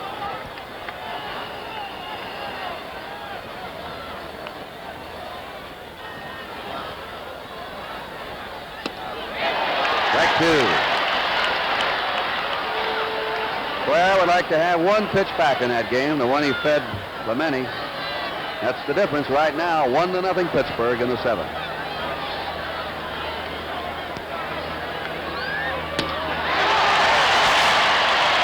Tailed away from him a little bit. Way picking up his strikeout pitch now. Struck out 2 in the 6th, another strikeout here in the 7th, and he had 2 strikeouts in the 5th. He has struck out 6. Number 35, Manny. He has not walked the batter. Manny Sanguin is grounded out and single. And he's come up now with 10 hits in this series. Next to Clemente has the most hits. He lost a high one to right fielder Frank Robinson. And the Pirates are gone in the 7th. 1, 2, 3. So we're coming up for the Orioles 7th inning stretch with a score. Pittsburgh 1, Baltimore nothing. Right after this World Series game, coming up next on NBC, NFL football. Either Cleveland at Cincinnati or San Diego at Denver. Stay tuned to NBC. All right, the Oriole fans have settled back down. Here's Frank Robinson, Merv Retman, and Brooks Robinson. Steve Blass, who checked the Orioles on 3 hits over in Pittsburgh, has stopped them with no runs and 2 hits so far today. 29 years old. He was a Pirate best pitcher the last 6 weeks of the season. He checks the swing and pops it up to Cash. 1 down. Glass had a total of 5 shutouts during this past season. He tied for the National League lead with Al Downing of the Dodgers, Gibson of the Cardinals, and Pappas of the Cubs. Number 14. Oh, and he's right, and he can overpower the other way he's doing today. Retman is grounded to short, grounded to third, 0 for 2. That's Dalrymple coming in from the Oriole bullpen. Ball 1. You know, each World Series, Sport Magazine gives away a Dodge Charger to the outstanding player. Everybody's speculating now who it's going to be. You'd have to say that Clemente is out in front. Now, what if the Orioles rally and win? Do they give it to somebody on the winning team? Not necessarily. There's a foul ball back. In 1960, Bobby Richardson got the car, even though he was on the losers. Earl Weaver, the Oriole manager. Leonard and Dobson are in the Oriole bullpen, a pair of right-handers. Blass could be in there with his pitching performance over in Pittsburgh and again today. 2-1. But only once has a member of the losing team won the car. We'll see how it goes. That's Brooks Robinson on deck, and there are the two right-handers warming up in the Oriole bullpen. The 2-1 pitch. Breaking pitch over. 2-2.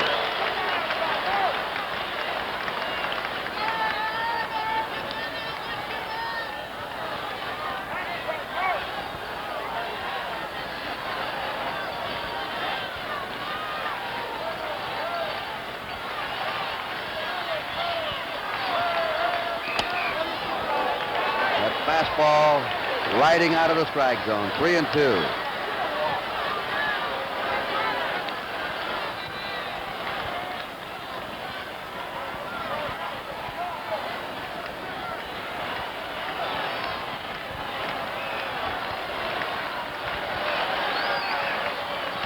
Three-two pitch. Bounding ball to Hernandez. The Pirate shortstop right there with it, and they're 2 down. And Mr. Blass now has retired 7 Orioles in a row in easy fashion. Brooks Robinson has walked and flying to right. 1-0, Pittsburgh, last half the 7th. Blass and Clemente have combined today for the Pirates. Bounding ball to Hernandez at short. To Robertson, and Blass puts them down again. 3 up, 3 down at the end of 7 innings in Baltimore. It's Pittsburgh 1 and Baltimore nothing. The batter, number 8. Into the 8th inning we go. This game moving at a rapid pace. As Scargill, Pagan, and Hernandez face Cuellar, and you won't ever get much better pitching in a World Series game than this one. But Blass holding just the slight edge. Each pitcher's allowed only 2 hits. But Cuellar gave up a home run to Clemente, and that's been the difference. Ball 1 to Scargill, who struck out twice. Cuellar has struck out 6, has not walked a batter. Blass has struck out 5 and has walked 2. The other Pirate hit was by Sanguin, the single. Cuellar behind Scargill, 2 balls and no strikes.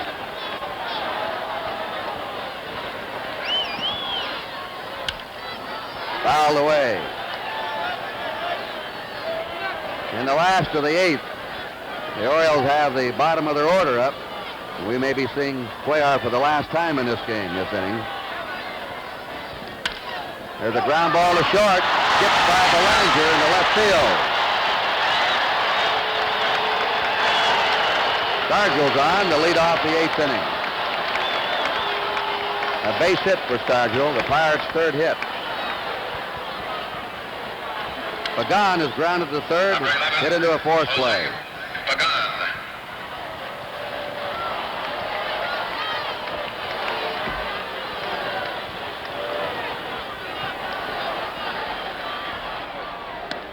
Ball 1 to him.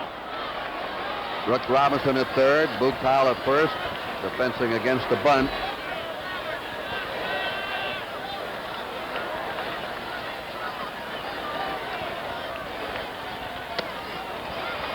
One and 1 to Pagan. You have Hernandez and Blast, the number 8 and 9 hitters behind Pagan. 9 years ago in the 1962 World Series, Jose Pagan was playing shortstop for the San Francisco Giants. He was the leading hitter in that series with a .368 average. Runner going. There's a fly ball to deep left center. Retman chasing it. Drags it down. Stargell is being waved around. Here comes the throw, and Willie Stargell is cut off. Luke Powell cut it off, and Stargell, who was running on the pitch, scores all the way from first base. And Pagan has a double. And Earl Weaver is coming out of the Baltimore dugout. I will take a look at it again. Really unloaded on the drive. Well hit. Wind is helping to drive it away from Rettenmund. He'll juggle it just a little bit, as you see. Hits the cutoff man, Belanger, and now the throw to the plate is cut off by Powell. And I don't know. We'll take a look at Stargell again, all alone. And the opinion is yours to make, whether or not, had he not cut it off, Hendricks would have had to play or not. Well, we don't see the cutoff in this view, but we've already showed it to you. And now we'll take a look at it again and watch Powell cut the throw off and then watch the position. Stargell a couple of strides away, or at least one. But a tough play, and the decision was to cut it off. Stargell had it beaten. And we'll never know. Never know. The Pirates now lead 2-0. Pagan at second, nobody out. They had Stargell running on that pitch. Hernandez tries to dump it and it's foul. Strike one.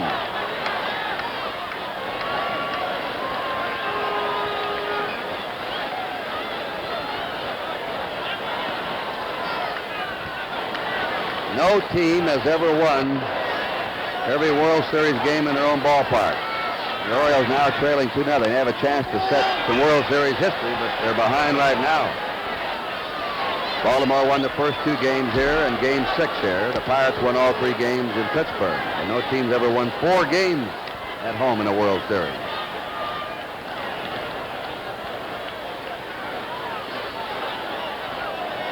Pagan at second.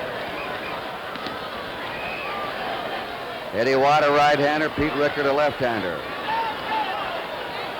are getting ready in the Baltimore bullpen. 2 strikes to Jackie Hernandez.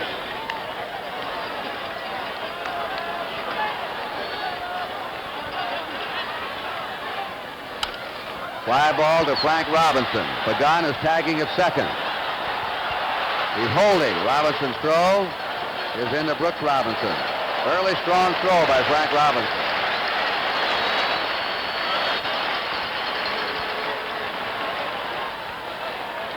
And let's see now, we have Leonard now as the middleman of those pitchers. Watts on your left, the right-hander. Rickard on your right, the left-hander. Leonard sits down. Steve Blast getting a hand for his brilliant pitching today from Canaan, Connecticut. And I imagine you can shoot a cannon off in the streets up there right now. Everybody's watching his 7th game efforts today. He bounces it foul to Brooks Robinson.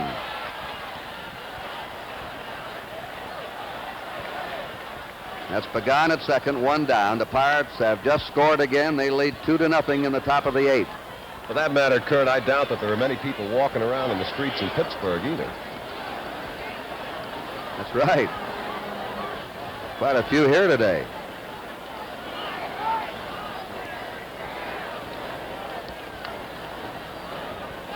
They were saluted, incidentally, on the message board a little earlier. A salute to the Pirate fans for their very good team and their class baseball organization is what the message board said. That's by the Baltimore organization. Pagan at second. 2 strikes to Steve Blass. Dave Cash is on deck.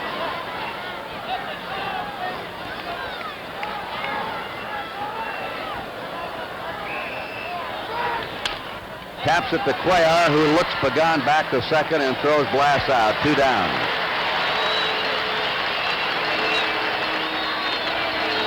The Magic Kingdom of Walt Disney's World comes to life with help from Julie Andrews, Jonathan Winters, Glenn Campbell, and Bob Hope in a very special Friday night, October 29th, right here on NBC. Dave Cash is grounded out, lined out, and struck out.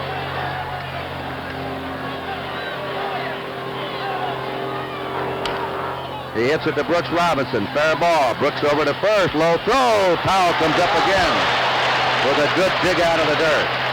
But the Pirates came up with a run on 2 hits, no errors, 1 left. At the end of 7.5 innings, the Pittsburgh Pirates 2, the Baltimore Orioles nothing. And we're in the last half, the 8th inning. The Orioles, the defending world champs, are behind by 2 runs.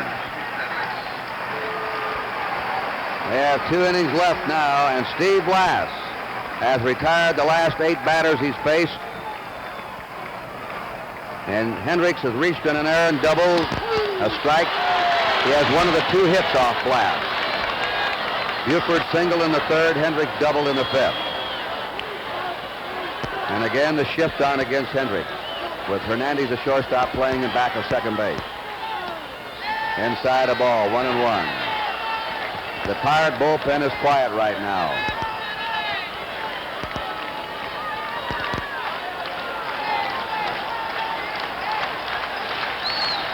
Blass has struck out 5 and walked 2.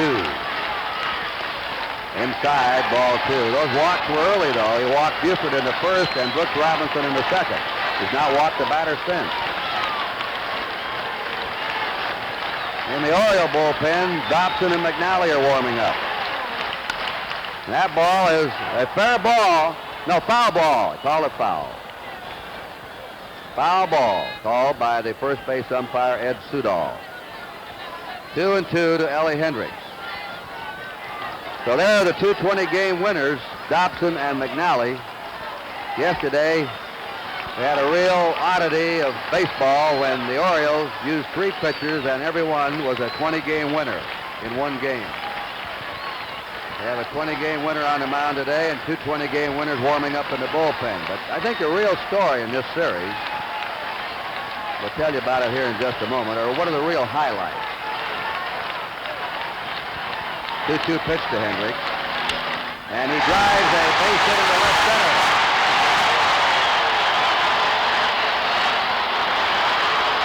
I think one of the real highlights, Chuck, is after the failure of their leading pitcher, Doc Ellis, a 19-game winner, the Pirates, with 6 different starters, with sort of odds and ends pitchers, 10-game winners, 12, 15-game winners, have battled those 4 20-game winners to a standstill, and right now hold a slight edge. That has to be the story, Kurt. Everyone knew the Pirates could and would hit. Everyone accepted the fact that they defensively could play a game, too. But no one expected the Pirate pitching to be what it has been in this series. Magnificent. Mark Belanger hit into a double play, flying out. Strike 1 to him. 2 runs, 4 hits for Pittsburgh. No runs, 3 hits for Baltimore. Last of the 8th inning. And you see in the background, Chopay in the on-deck circle. He's going to pinch hit for Cuellar. 1 ball, 1 strike. Ellie Hendricks at first, nobody out on the last of the 8th. Clemente hit a home run in the 4th for Pittsburgh. Pagan doubled in a run in the 8th. That's the scoring. 1 ball, 1 strike. Foul off the 5th, 1-2. And still no action in the Pittsburgh bullpen. There may be now, though. I see some stirring around out there. Yes, they're getting the cart out of the way, and I think somebody's going to start warming up. Looks like Luke Walker. 1 ball, 2 strikes. And there's a drive up the middle for a base hit. Hendricks goes in the 2nd, and the Orioles have the tying runs on base in the last of the 8th.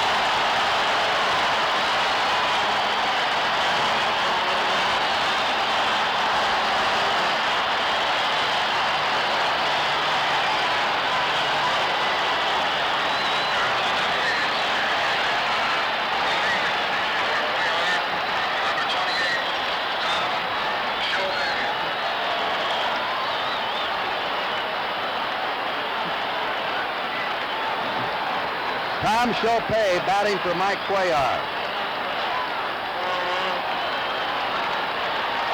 Hendricks at second.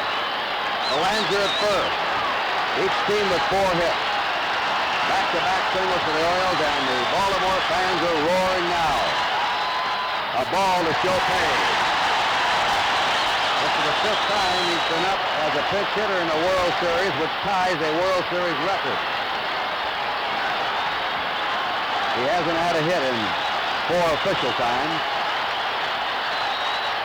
A strike, 1-1. The Pirates are in tight. Let's see, they start warming up. Justy, Walker and Justy now in the Pirate bullpen. Justy the right-hander, Walker the left-hander. Pirates are looking for the bunt at the corners. A 1-1 pitch. He dumps it. It's a good bunt. And it moves the runners up in the second and third. A perfect sacrifice by Chopay.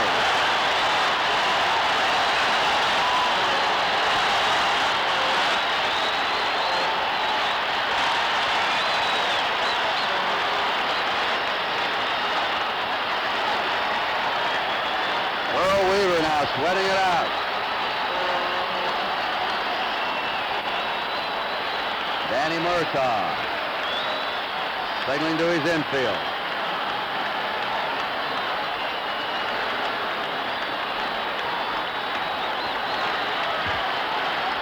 Walker made that, or Glass made that throw to first. I think he would have had a real gamble trying to go to third.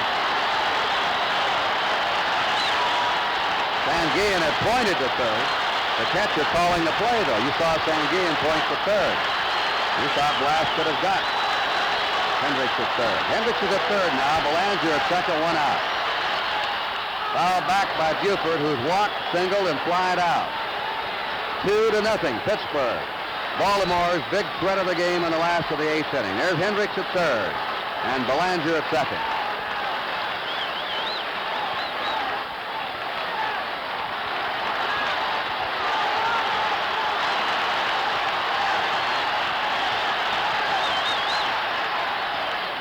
Outside, a ball, 1-1 to Don Buford.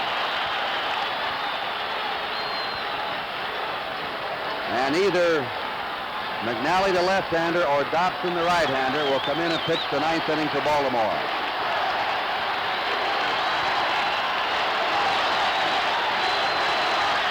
One and one pitch. Foul back, and Glass was ahead of him. 1 ball, 2 strikes.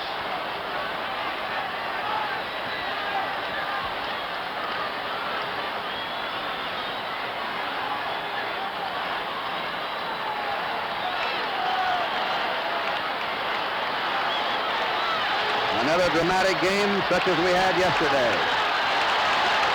1 ball, 2 strikes. The tying runs at second and third for Baltimore. 1 out. Off-speed pitch is hit to Bob Robertson. A run will score. Steps on the bag. It's a 2-1 game. Over to third goes Belanger. Give Buford an RBI.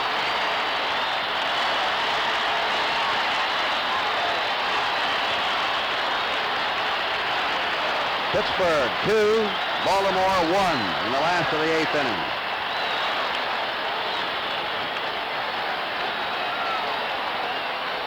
Dave Johnson pops up trying to bunt, grounded to third, popped to short, 0 for 3. Yesterday he came up with a big hit when he looped a single in the left field in the 7th inning to tie the game. Pagan is playing shallow at third against him. Breaking pitch away, 1-0. There's Pagan even with a bag. Belanger's at third, 2 down. The Pirates 2, the Orioles 1.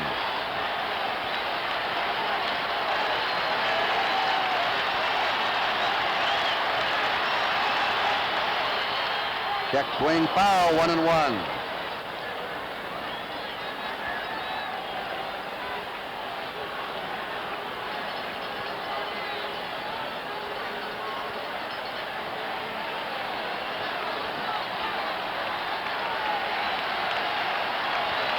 1-1 to Dave Johnson.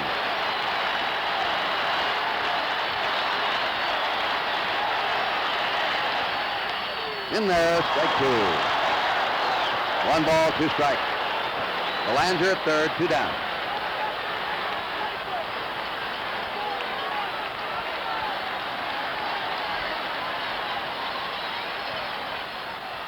Now Blass wants to talk to Sanguillen.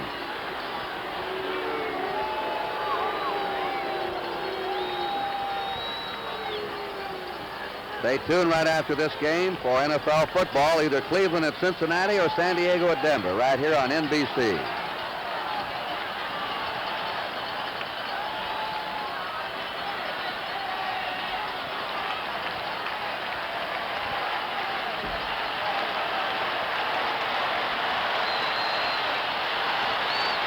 One ball, 2 strikes to Dave Johnson. Belanger at third, 2 down.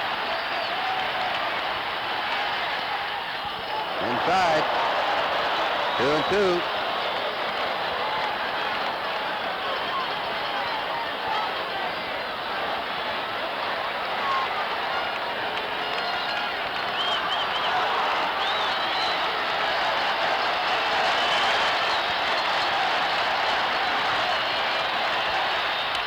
It's a ground ball in the hole at short. Hernandez throws right there with a throw. Boy, he's played a steady shortstop in this series. And the Orioles pick up a run. 2 hits, no errors, 1 left. At the end of 8, Pittsburgh 2, Baltimore 1.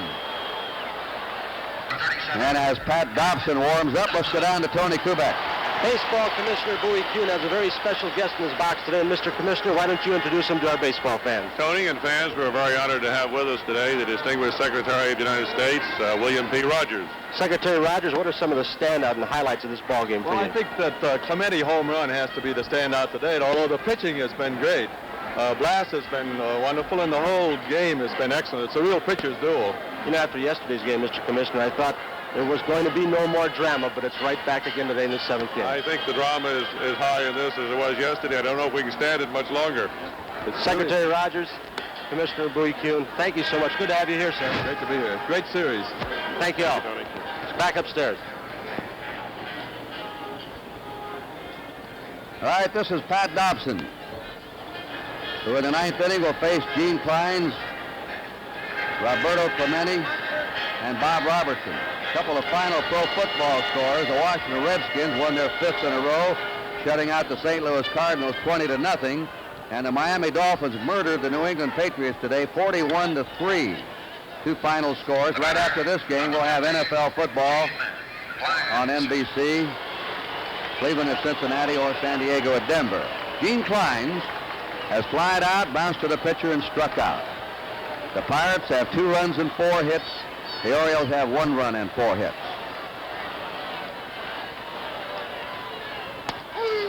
Dobson in with a strike. He won 20 and lost 8 this year. His 3rd appearance in this World Series. Look out. 1-1. He's pitched 6 innings, given up 11 hits in this series, and an earned run average of 4.50. His 2nd relief appearance. 2-1. If you joined us late, Clemente hit a home run in the 4th. Nobody on with 2 out over the left center field wall. In the 8th for the Pirates, Sanguillen, Estargio singled, and Pagan doubled him home. And Estargio was going on the pitch. And back a second, Belanger's throw in time. 1 down.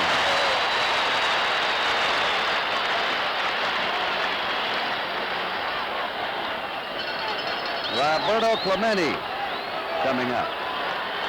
If the Pirates would hold the lead in the last of the 9th inning, this would be his last chance at tying a World Series record. He's getting an ovation here in Baltimore.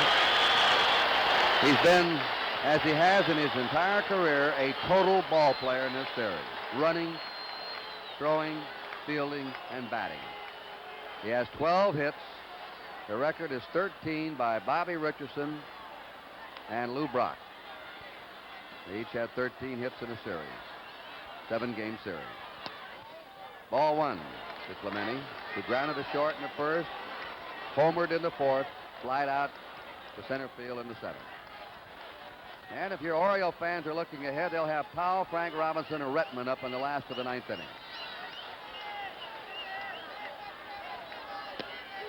Ball 2 to Clemente.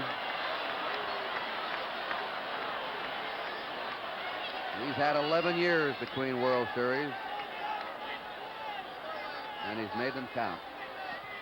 At the age of 37, he has burning pride. He wanted to have a great series, and he has. 3 balls and no strikes to Clemente.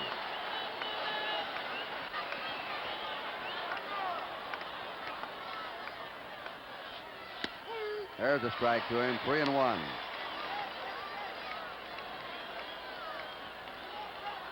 The way he's played here, you take a look at that body and see the way he still throws and runs.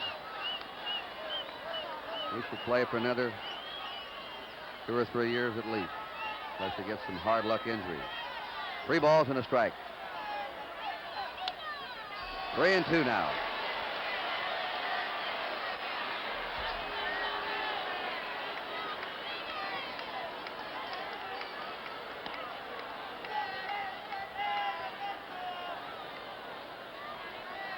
One out, nobody on. Ninth inning, the Pirates leading 2-1.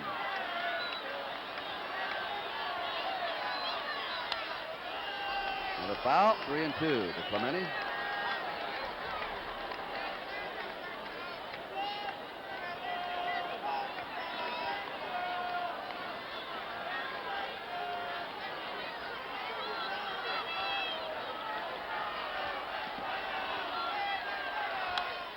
Fouls are back. Cuellar pitched 8 innings, 2 runs and 4 hits. Cuellar struck out 6 and did not walk a batter. But Blas was just a little bit better. 3-2.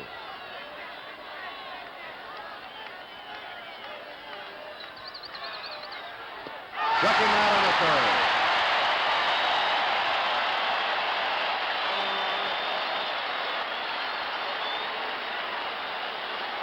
Two down for Pittsburgh in the ninth. The batter is Bob Robertson, who's lined to third, grounded to third, and struck out 0 for 3. Well, you're going to be hearing a lot about this fellow in the future.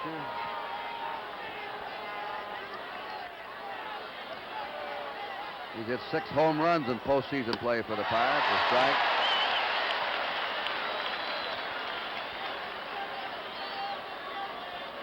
And he hit 26 during the year. 25 years old.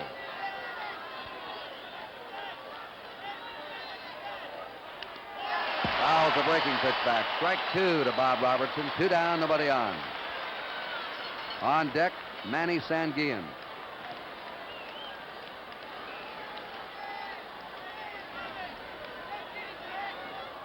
The Pittsburgh runs have been knocked in today by old-timers. 37-year-old Clemente, 36-year-old Pagan. Ball 1, strike 2. And both born and live in Puerto Rico.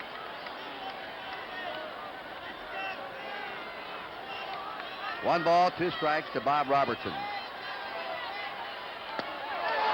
Irv hangs inside there, and 2-2.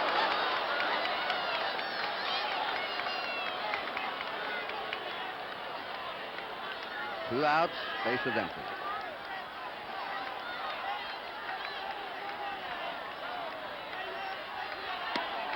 Three and 2 to Robertson.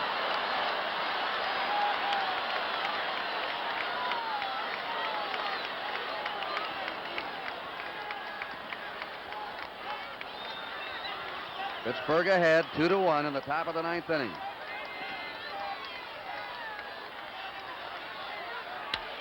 Lashes it into left field. Buford over there for it. Robertson makes the turn and holds. Base hit number 5 for Pittsburgh.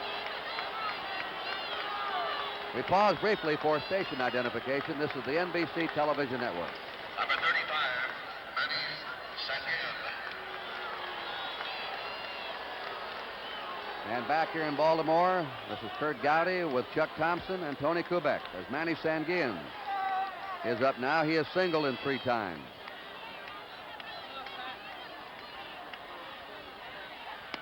Ball 1, and looks like he's going to leave the series as a leading base stealer in this series, a catcher.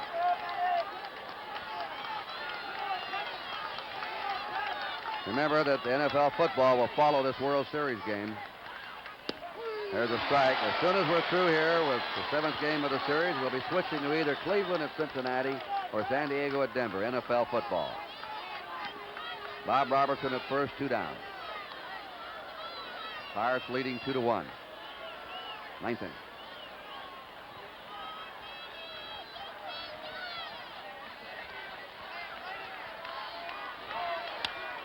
Foul back. A ball and 2 strikes to Sanguillen.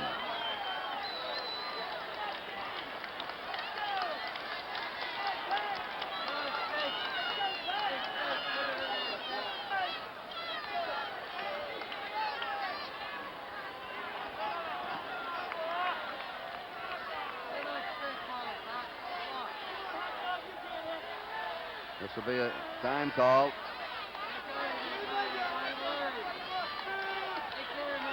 One ball, 2 strikes is the count. 2-2.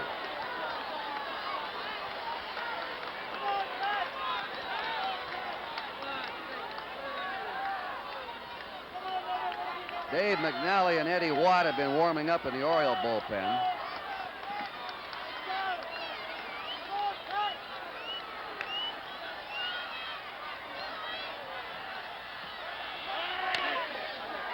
Tough chance for Brooks Robinson. The throw.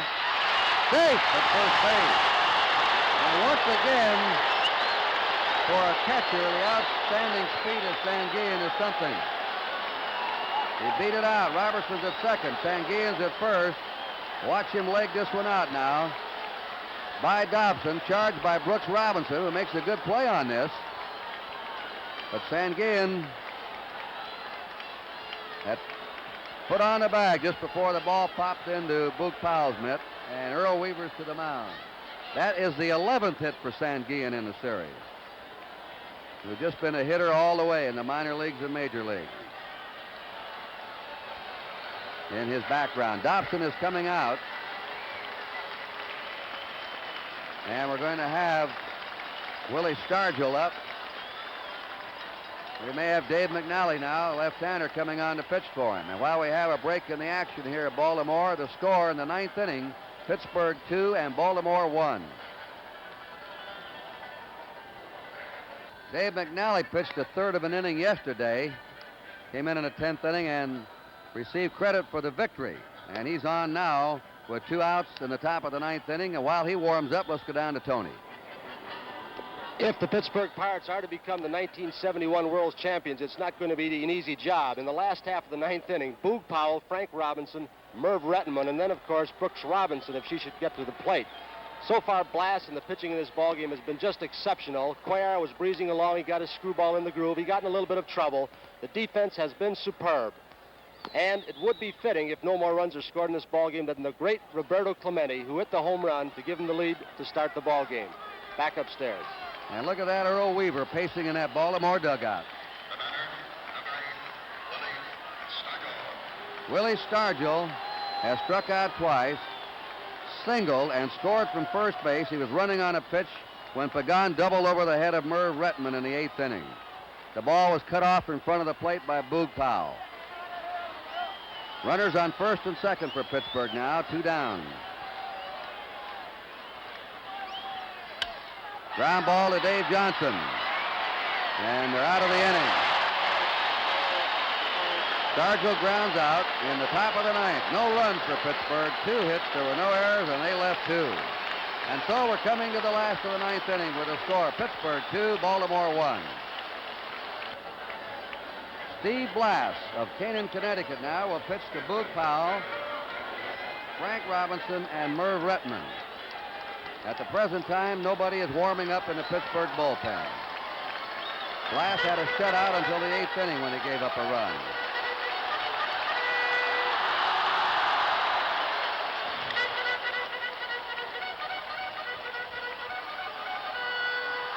has struck out 5.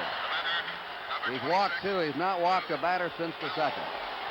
He's allowed 4 hits, 3 singles and a double. Boog Powell struck out, grounded out, and struck out. They keep that shift on against him. Glass curves him for a strike.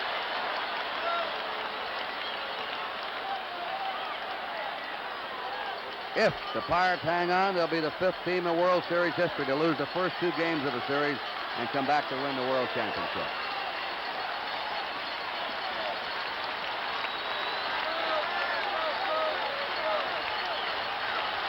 One strike to Powell. High and away, 1-1.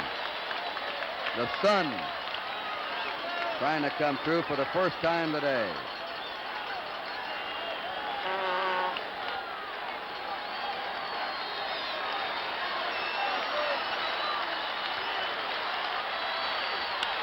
Foul ball. Curveball that he got out in front of. 1 ball, 2 strikes.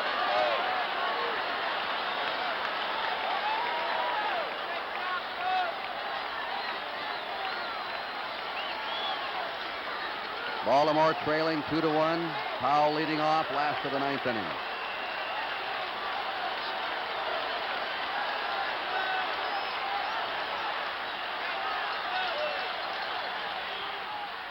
And the curve misses 2-2.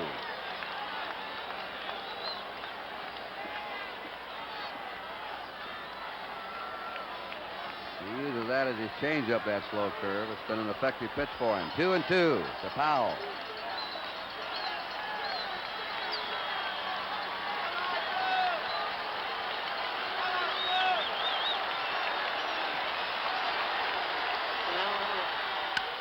Big bounding ball to Dave Cash at second. 1 away. To our production staff and engineering staff, all during our Game of the Week season and during this World Series in New York, Los Angeles, and Chicago, we want to give them congratulations and a deep thank you for the excellent work they've done all year, our NBC crew. 1 out. Frank Robinson has gone hitless. He's flied to right, struck out, and popped up. And he hits a pop-up in the shallow left center. Hernandez, the shortstop, is back. 2 down. 1 more out. And the Pirates are world champs, but that's always the hardest out to get. Now here is Merv Rettenman. He's grounded to short, grounded to third, grounded to short. A special thanks to Alan Roth, our statistician, our stage manager, Jim O'Gorman.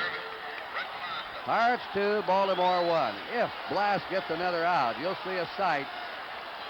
He's very emotional, and he just might explode out there. There's a strike. Now keep your eyes on him. He pitched a 3-hitter at Pittsburgh to beat the Orioles. He's pitched a 4-hitter so far today, and he's leading 2-1. There's a drive up the middle. Hernandez in back of the bag. He's got him, Jackie Hernandez. Look at Blass. Blass has pitched the Pirates to the World Championship. The Pirates, 2 games down, have come back and become the 5th team in World Series history to win the championship after losing the first 2. And Jackie Hernandez, supposedly a weak member of the cast, an erratic shortstop, played brilliantly in this series. The surprise performer, Clemente, of course, Sanguillen. The Pirates' maligned pitching staff outpitched the 20-game winners of the Orioles. And that's the story to us in this series. And the Pirates outfielded the Orioles in the series. Here's the Pirate locker room. And Pittsburgh has won its 4th World Championship. 1909, 1925, 1960, and again today. And while we wait to go back into the clubhouse of Pittsburgh, the final score, the Pirates, 2 runs, 6 hits, 1 error. Baltimore, 1 run, 4 hits, and no error.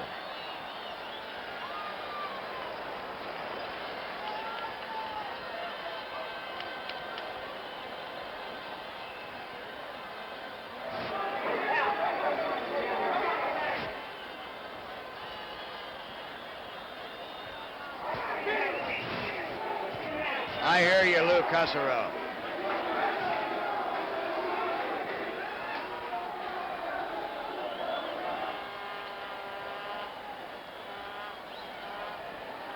All right, Pittsburgh the winner. Blass, of course, is the winning pitcher today, and Cuellar the loser. Clemente has been named the outstanding player of the series, as Sport Magazine will award him the Dodge Charger as the outstanding player. And now let's go down to the Pittsburgh clubhouse, the world champions. Thank you very much, Kurt Gowdy. Well, here they are, a very hilarious group of people.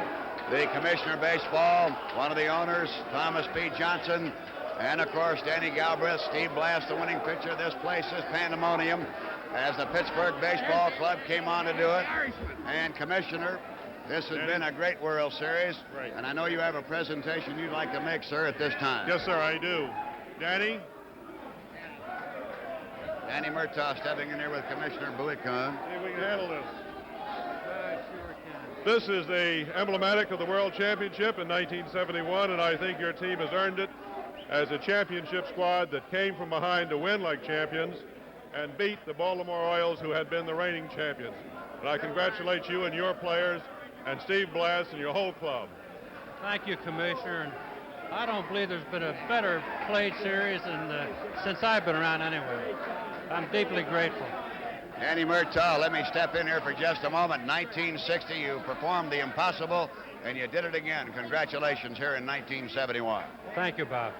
Steve Blass, who pitched such a great game. Steve, coming in here with Chairman of the Board, Mr. John Galbraith. Steve, I know you just can't express yourself emotion-wise. You're all wrung out. I don't know what to say. This is the biggest thrill that could ever happen. I don't believe it. From a skinny kid from Falls Village, Connecticut. Yeah, well, not so skinny out there. You showed them all there was to show them, Steve. And was there any one moment in that ball game that had you really worried? There were several. One when they had the two men on, and then one hanging slider I threw to Davy Johnson that he popped up, but he missed the pitch. I can't believe how many people have this kind of an opportunity. Well, you rose right to the occasion. And here with me right now, the greatest right fielder in the game of baseball, Roberto Clemente. Bobby, congratulations on a great World Series. Thank you, Bob. And before I say anything in English, I would like to say something for my mother and father in Spanish. En el día más grande de mi vida, para los nenes, la bendición mía y que mis padres me echen mi bendición en Puerto Rico. Mr. and Mrs. Clemente, we love them too. Yes, we understood you. Now here's the chairman of the board, Mr. John Galbraith. I know how thrilled you are, Mr. Galbraith. I can't say anything other than it's magnificent. Just magnificent. Danny will do the talking here. Yes, and here's the president of the ball club, Danny Galbraith. Danny, well, as the president of the club, you now have come in like your father before you, 11 years before he won the championship as the president of the club. Now you're the president. I know that you can go home with this one and really feel happy. Well, Bob, it's a great heritage to follow here with Dad. And the way these boys fought back, I think, shows the class of a real winner. And I'm so happy for all of them, as well as the folks back in Pittsburgh that have been supporting us all the way. And there might be some rip snorting in Pittsburgh. It is on to the mayor, Pete Flaherty. Your Honor, I know how thrilled you are at this. Well, we're very excited. The players deserve great credit. They got off the floor and they brought this championship to Pittsburgh, and they deserve all the credit in the world. All right, may I present to His Honor the Excellency, the Governor of the Commonwealth of Pennsylvania, the Honorable Milton Schaap. Oh, boy, this is some day. I can't even talk. I'm just yelling so hard. Well, it was a real great one. There's no question about that. And now we have Bruce Keeson. And Bruce, you're going home now. You were a victor in one of the games here, and you're going home by do arrangements with the Baltimore Club of the chartered aircraft and a helicopter to get married tonight. Congratulations to you. That'll be a happy wedding night in a lot of ways. All right, thank you, and thank you for everything you've done, too. You had a lot to do with it, I'm sure. All right, that's Bruce Keeson. Now we'll send it back up to Kurt Gowdy. All right, and the jubilation continues in the Pirate Clubhouse. Of course, quiet disappointment over there to Baltimore in their clubhouse, but a team that 3 years in a row has won 100 games. And I agree with Danny Murtaugh. This is one of the best World Series we've had in a long time. Again, Pittsburgh pitching. After Doc Ellis, their 19-game winner, was Derek. They didn't use him the rest of the series. And with 8, 10, 12, 15-game winners, They allowed in that last 5 games only 8 runs and just 21 hits in the last 5 games of the series. Blass and Keeson and Bryles, all of those fellows pitching great ball. And, of course, Clemente, Sanguillen in the hitting department. A tremendous series. And Baltimore nearly pulled it out again today when they came up with a run in the 8th inning. That was their big bid, but they couldn't tie it up. And Blass very strong in the 9th inning. So the Pirates, after losing the first 2 games, come back to win the World Championship. And our final score here today is Pittsburgh 2 and Baltimore 1. And now this is Kurt Gowdy, Chuck Thompson, Tony Kubek, and Bob Prince saying that the 7th game of the 1971 World Series has been brought to you by Chrysler Corporation, extra care in engineering. Your host today, your local Dodge dealer. By the 2-bladed razor, the new Gillette Track 2 twin-blade cartridge shaving system. And by Phillips 66, the performance company. At Phillips 66, it's performance that counts.